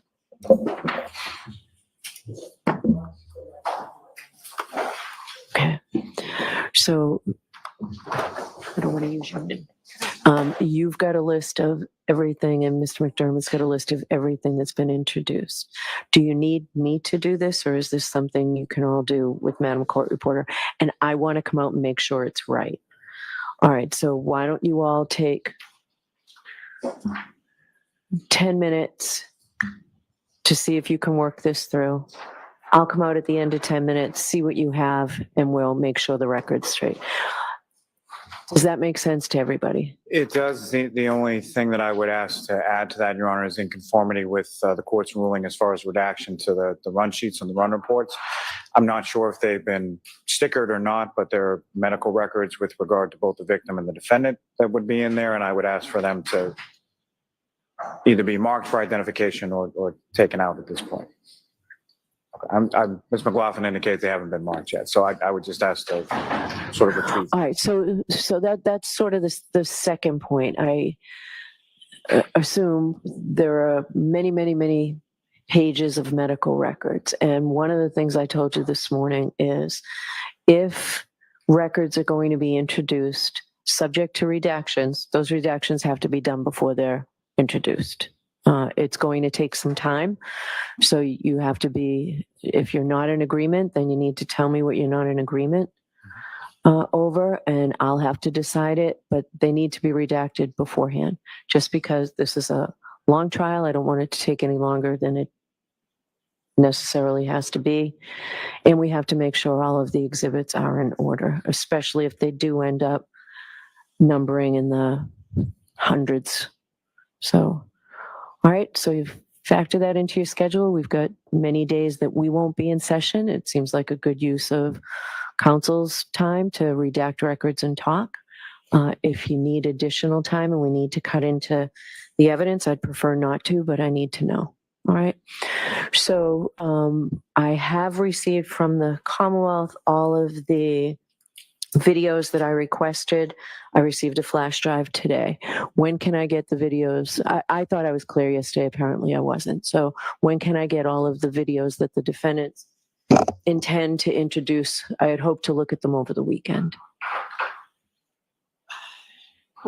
We can do, it's not a matter of getting them onto a flash drive. That's quick.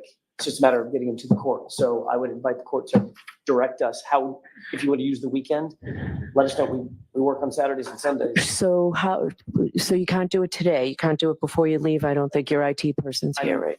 I might Oh, be able to. if you can do it before you leave, if he can just download it onto a flash drive, that would be great. Do you want to go talk to him and see how long? You might be able to do that. We may be able to do that. Why don't you talk to him?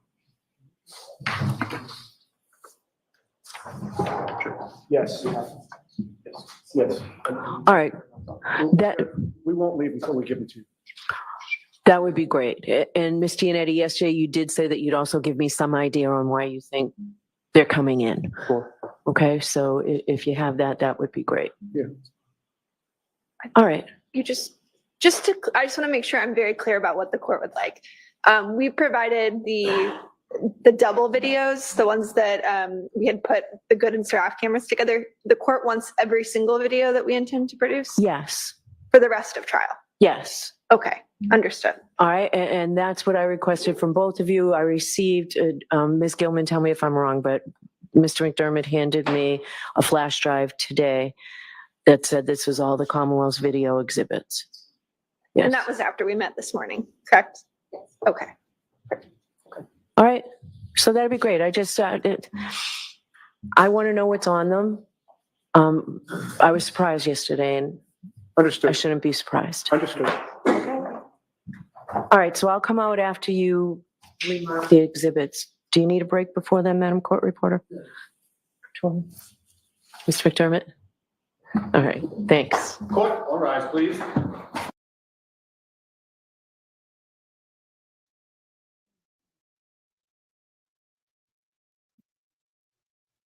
Y'all. Ah. Okay. Is it just me? They had a meeting this morning in chambers to discuss the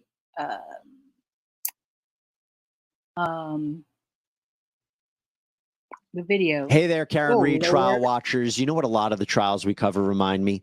It's that you got. At least it wasn't the brains guy. At least it wasn't the brains guy. I'm sorry, I didn't expect that. I forgot they do that. Let's see. Let's do live and see if she's come back out yet.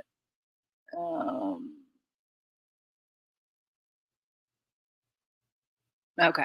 Sorry. They haven't done that all day. Anyways, so they had a meeting this morning about the exhibits, the video exhibits that they were gonna that they were gonna have. And I guess yesterday that's why they went to sidebar so quick, because she says she didn't know that they were gonna have the split video up there of, proving where everybody was, because why would you allow that? So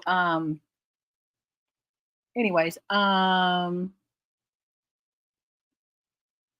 yeah, Miss King, I don't disagree with you. So anyways, the so they had a meeting this morning and she said, I need all of the exhibits that you're going to have, all the video exhibits. I need to know what they are and I need them marked as to why they're coming in. Now, the prosecution immediately handed her a jump drive with all the video exhibits marked. I'm sorry. How did you know she was going to want that? How did you have that? That's just how you had it? You just automatically kept it on a separate jump drive? I ain't buying it. I'm not buying it. And so now they've got the defense is sitting there with their AV guy and he's going through it. I mean, it's not hard to put it together, but when did they put it together? Because they met and then they had court and then they went on the view and then they came back and then they had court and they had already given it to her prior. So when did they give it to her? I don't know. I ain't buying it. That just me. And let me see. Watch this. Y'all watch this. Y'all watch this. Let me do the things. Watch it. Let's see if it works. Oh, y'all see the ticker? Jenny's gonna kill me. So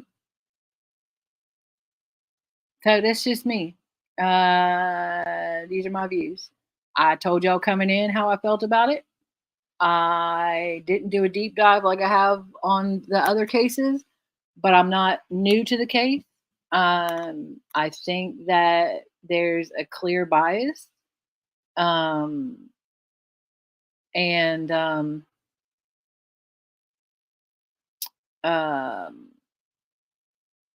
Yeah. I And I don't know how the Commonwealth was able to bring this with what they have. With what they have. They've been talking for 2 years about how they were going to come out swinging, and wait till you see what we have. And they were coming out swinging.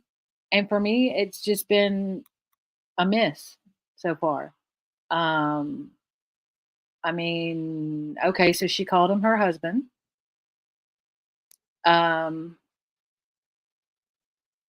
She apparently doesn't like Carrie. I don't know how that pertains to anything because Carrie isn't even really a player in any of this. She wasn't at the house. She, disclaimer. I was gonna do it yesterday, and I was like, "Well, I'll do it when the stream is over." And then I couldn't find the banners again. I probably need to put some like flashing lights or something like that. But we just gonna use that for right now. Jenny's gonna kill me. I'm just changing up her whole thing over here. But she gonna take her passwords back. She's taking a nap right now, so she don't know. Look at Nightbot. Nightbot's like trigger warning. Yeah, I don't know. Like I thought they would have delved more into we almost slid off the road, like the roads hadn't been plowed thing. Like they were saying, oh, the plow driver is a whole lie that he said that he plowed the stuff. Or I don't know. I mean, even the first dude was like, they didn't want to take her because she was acting like someone who was in shock.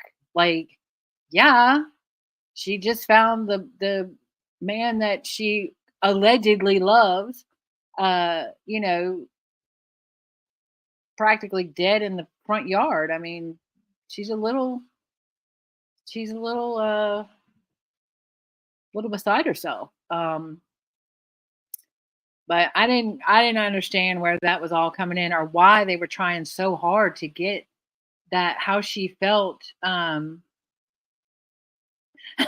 No, her disclaimer is there. I can delete my disclaimer before she gets back.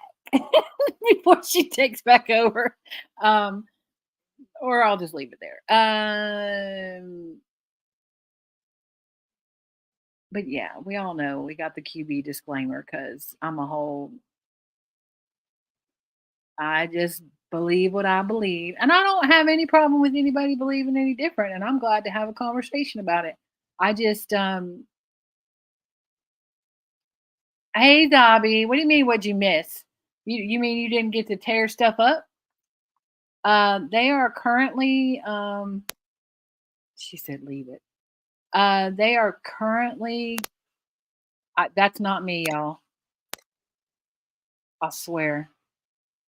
That not me.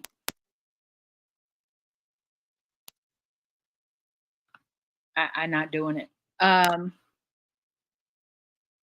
Just like that cell phone that kept ringing, and I was like, it's not me, I swear. I don't know. Somebody's tapping something.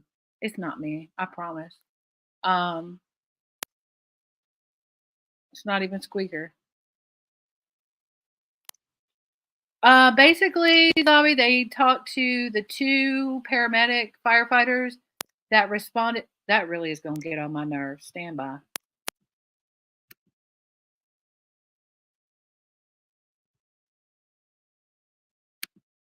All right. Yeah, see, it's them. It's not me. They talked to the paramedic firefighter. I think they were both medics that responded to pick up Karen Reed after she made some self-harm statements. And I don't know. I'm confused as to what it was for, but I mean, other than to say, yes, we responded, we picked her up. She was clearly distraught. I really thought the first guy was more of other than the whole, we slid off the road. And then when he tried to get into the whole Carrie Roberts, like, oh, she was snarky. Um, which I don't get how that plays into things. No, Squeaker is not trying to time you out. Squeaker, though, is currently laying on the mouse, which is kind of funny if you think about it. Um, but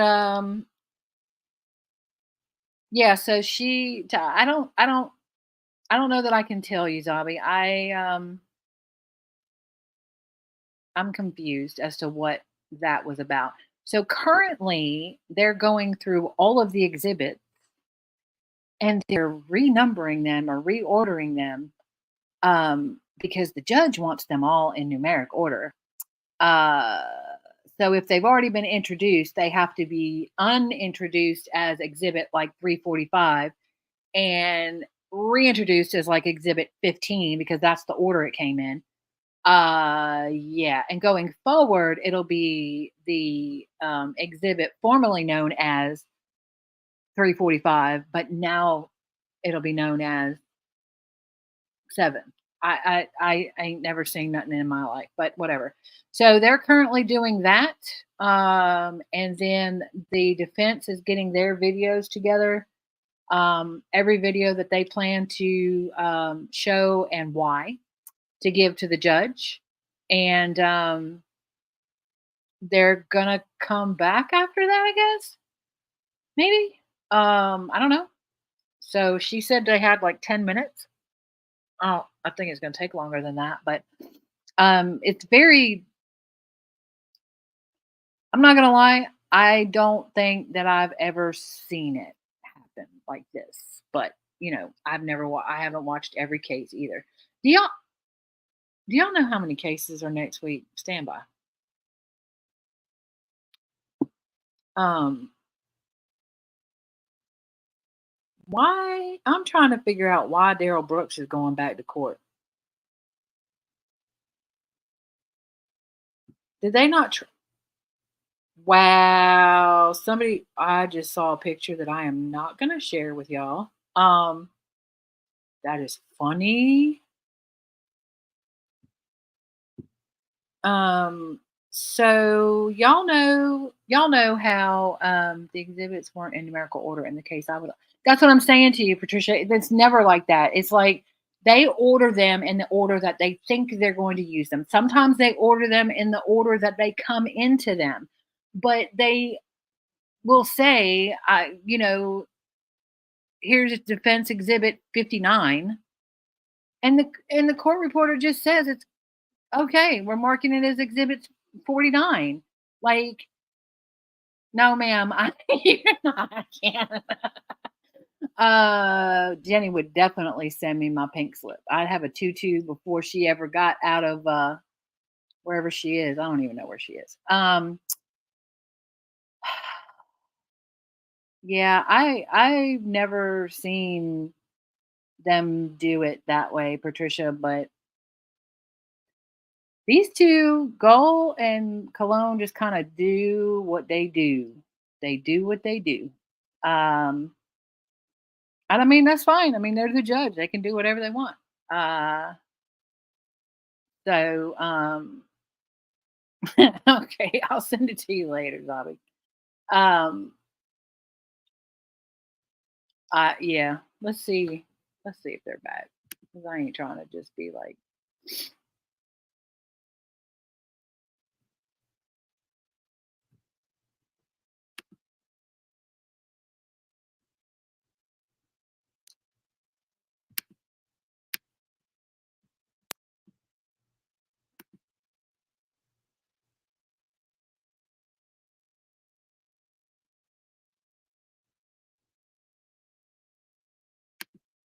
sounded like that person was still clicking. Maybe they stopped now. I don't know. I don't know if she's gonna come back. I don't know. I mean, she said she was gonna come back, so we'll see. But I don't know why. I guess it has to be on record. So,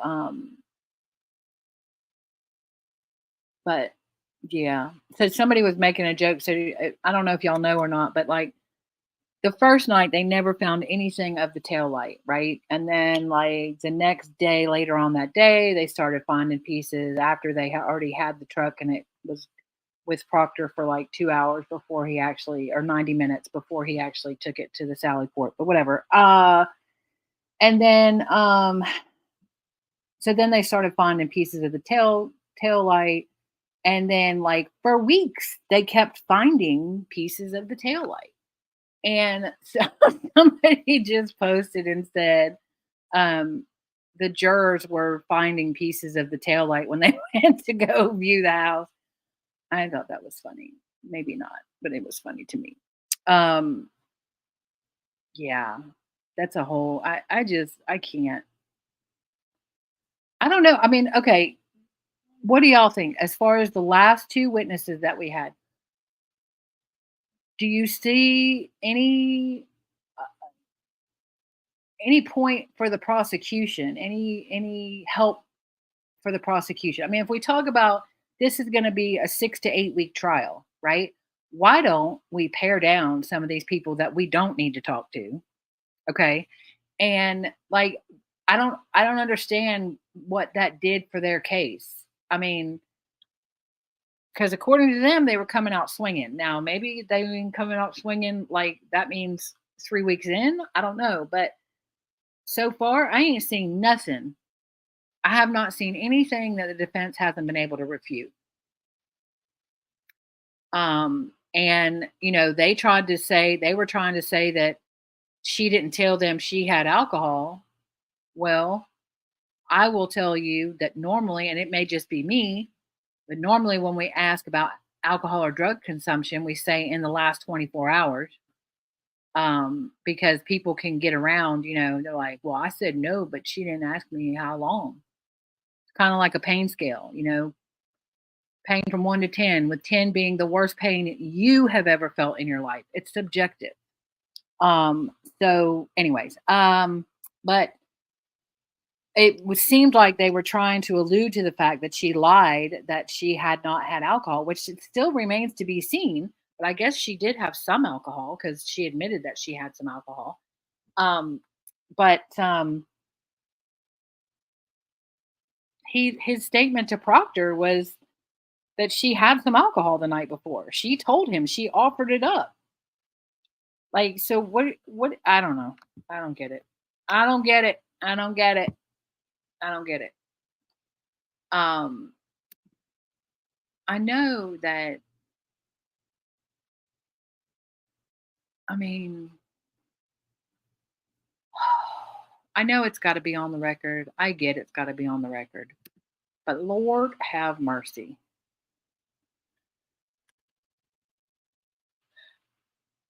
Anyways.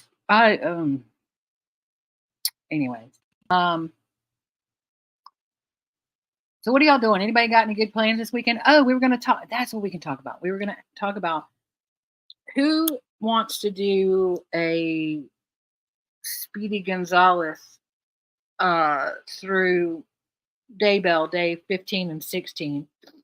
If we did it tomorrow, so we can be caught up. Because come Monday, there's more stuff starting. I guess Daryl Brooks has got another hearing or trial. I don't know if it's on more of the people that he mowed down, but I didn't realize he was going back to trial. He's going back to trial. They had a hearing today. Actually, we could see what they were doing over there. If Law and Crime would hurry up, or if the judge would hurry up. Yeah, he had a hearing today for something. And then we got Daybell. So let's do, I have not been putting any. Oh, you have Formula One that, well, honey, you have to watch that. We all know you have to watch that. But you could watch it on the replay and then you could be all caught up if you wanted to do that. Also, while we're sitting here talking, if you haven't already, if you wouldn't mind hitting the like button and do all the YouTube things and share and subscribe and tell your friends. We would greatly appreciate it. And if you are watching on the replay, do hashtag replay and let us know. Please hit the like. Also, if you're even on the replay, let us know what you think. So Henny, yeah, no, I figured you'd be watching the race. And Lauren, did Lauren fall asleep? Did Lauren say bye? Lauren didn't say bye, did she? Let me calling Lauren out for sleeping. Will Lauren be watching it with you?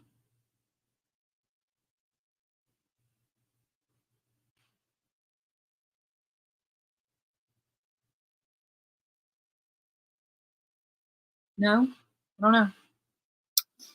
Well, I have it scheduled. If y'all want to do it, I have it starting at, I think, 11:30.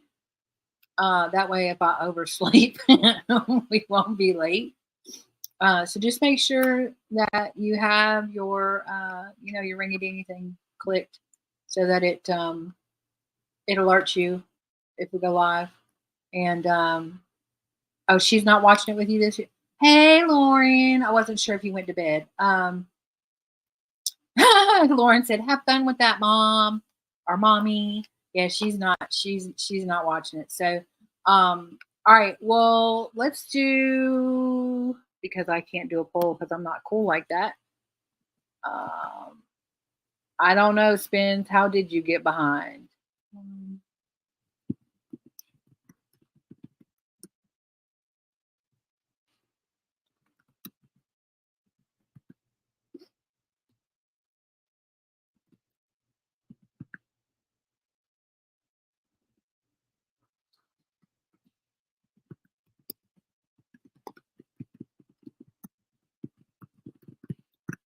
I'm typing if y'all can hear that. I'm sorry. It annoyed me. I listened to one back and it annoyed me. And now Spins is going to yell at me for saying that she don't care. But I care if y'all can hear me typing.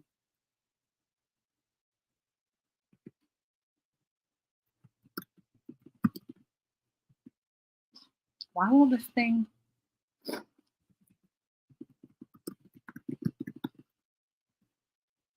All right, there. I put a poll in the chat. I've been really bad about putting these up, but let me put that one up so people can see it.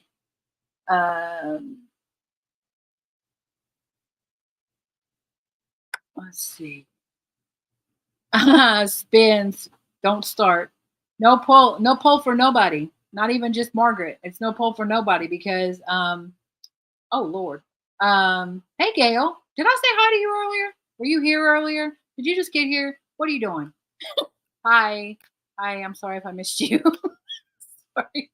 Oh dang, y'all want to okay. All right. Yeah, no, I'm fine with it. I'm good with it. Yeah, I absolutely can do it. I already have it set up. It's set for 11:30. We got 2 days to get through. I think they did 2 full days. You've been here, Gail. I'm sorry. I have been doing all the things. Okay. Well, cool. Now, I don't know. I have threatened these people that live with me. True crime deduction. Yeah, so true crime. You think so? Hi, welcome in. Glad to see you. I thought so, but I can't wrap my head around what the point of any of that was. Those last two. I don't know. Maybe it's just me. I'm not a lawyer, so I don't know. But so yeah, so we'll plan on doing Daybell tomorrow. We'll go through both. Oh, good. Yay. So I'm not the only one. Okay. And I know everybody else kind of said the same thing, but sometimes, we're just waiting for her to come back. Did I click the wrong thing?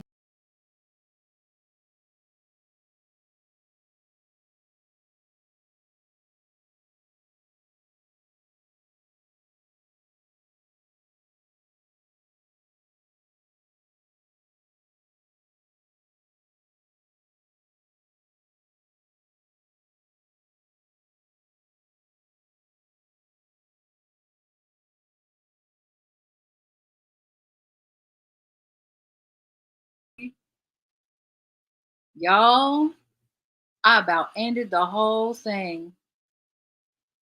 I about ended the whole thing. Ben, stop it. I almost ended the whole thing, y'all. Like for reals. Let me share my screen again. Let's go see if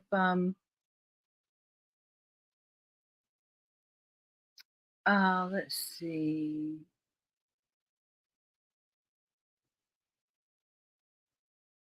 Yeah, thanks, True Crime. I actually tried to shut the whole thing down. So because I was trying to see, I apparently clicked on the wrong comment. So let me go see if they're still not back. I mean, that's just rude. I know as soon as I end the stream, like she's gonna be like, okay, I'm back. I care about my clicky mouse thing. I listened back and I heard it and it annoyed the crap out of me. So here.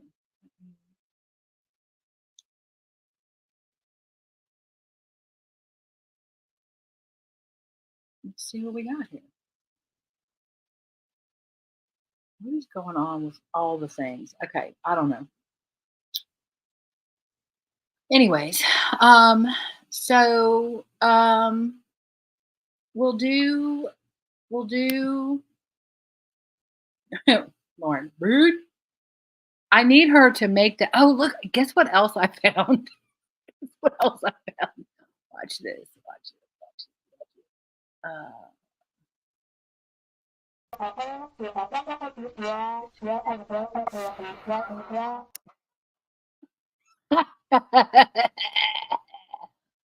I found them. I found them. So anyway, we need the Lauren multiple sclerosis.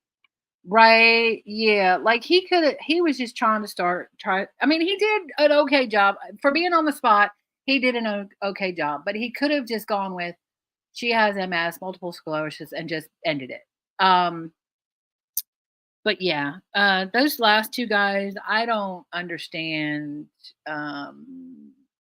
any of that at all. So, but anyway, so tomorrow I've got it set for 11:30. I may go earlier if I'm up and raring to go, or I may go at 11:30. I don't know. You just never know with me. But I've got it set for 11:30. Yeah, yeah. I mean, but really, true crime. It's the prosecution. I don't understand the reason for them wanting to get it in anyways. Um,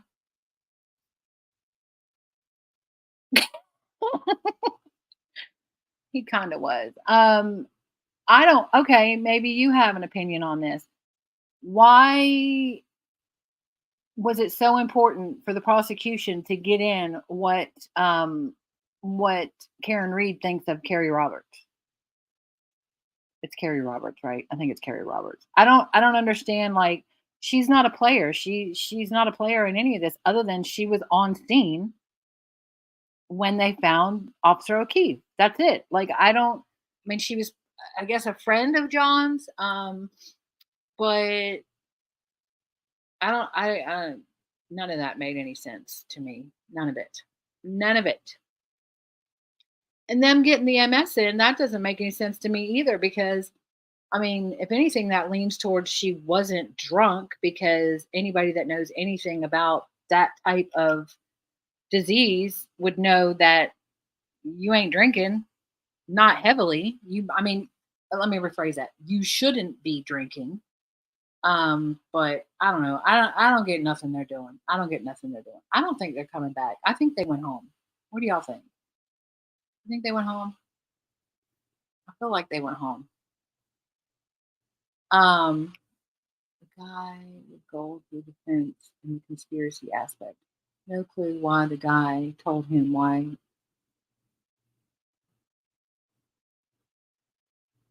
Yeah, I don't know. I don't know. I thought the first guy, I think it's the first guy now, I'm getting them mixed up. I thought the first guy was great for the defense in that he was like, yeah, she was acting appropriately for somebody that just witnessed that. Like she didn't have to be Section 12. She was acting appropriately. So, I mean, I thought they were going to, I might have said this before you got in here. I thought that they might have said, you know, hey, this is, or gone more into the whole road being plowed because they said they slid off the road and as if the road hadn't been plowed the night before. And so I thought they might go into that, but they didn't. I don't know. It's just confusing.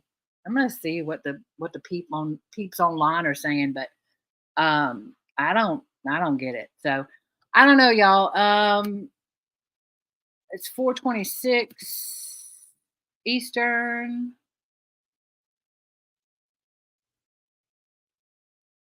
Oh yeah, fair. I'm talking about the prosecution though. Why would the prosecution want that in? Definitely the defense wants it in. Um, I got people coming in, so hopefully they'll be good. So yeah, I don't know. I don't know if they're coming back. I don't know if they're not coming back. I don't know that I'm willing to wait on them to come back to see what kind of rudeness she has, or uh, what they decide. I guess we can kind of talk about it tomorrow. Yes, tomorrow is day bell, 11:30 or earlier. Make sure you got your dingy dingies clicked. We'll go through Thursday and Friday, which is day 15 and 16. I agree with you. That's why they have so many. You're not wrong. That's why they have so many witnesses to show they a whole lie. So yeah, make sure you got get the thing marked clicked so that you get notification if we go live early. But it'll probably be about 11:30. That'll give me time to do some things in the morning, and we'll go through at 1:25. Bye, Henny. Enjoy your races. We'll see you Monday. Um, yeah, come in when you can, Henny. We'll be here. And we'll do 15 and 16. The thumbnail does say 16. That's because I'm not cool like that, and I can't I can't make a thumbnail, and that was the one Jenny had already made. So I can make a thumbnail. I can't make it with her stuff.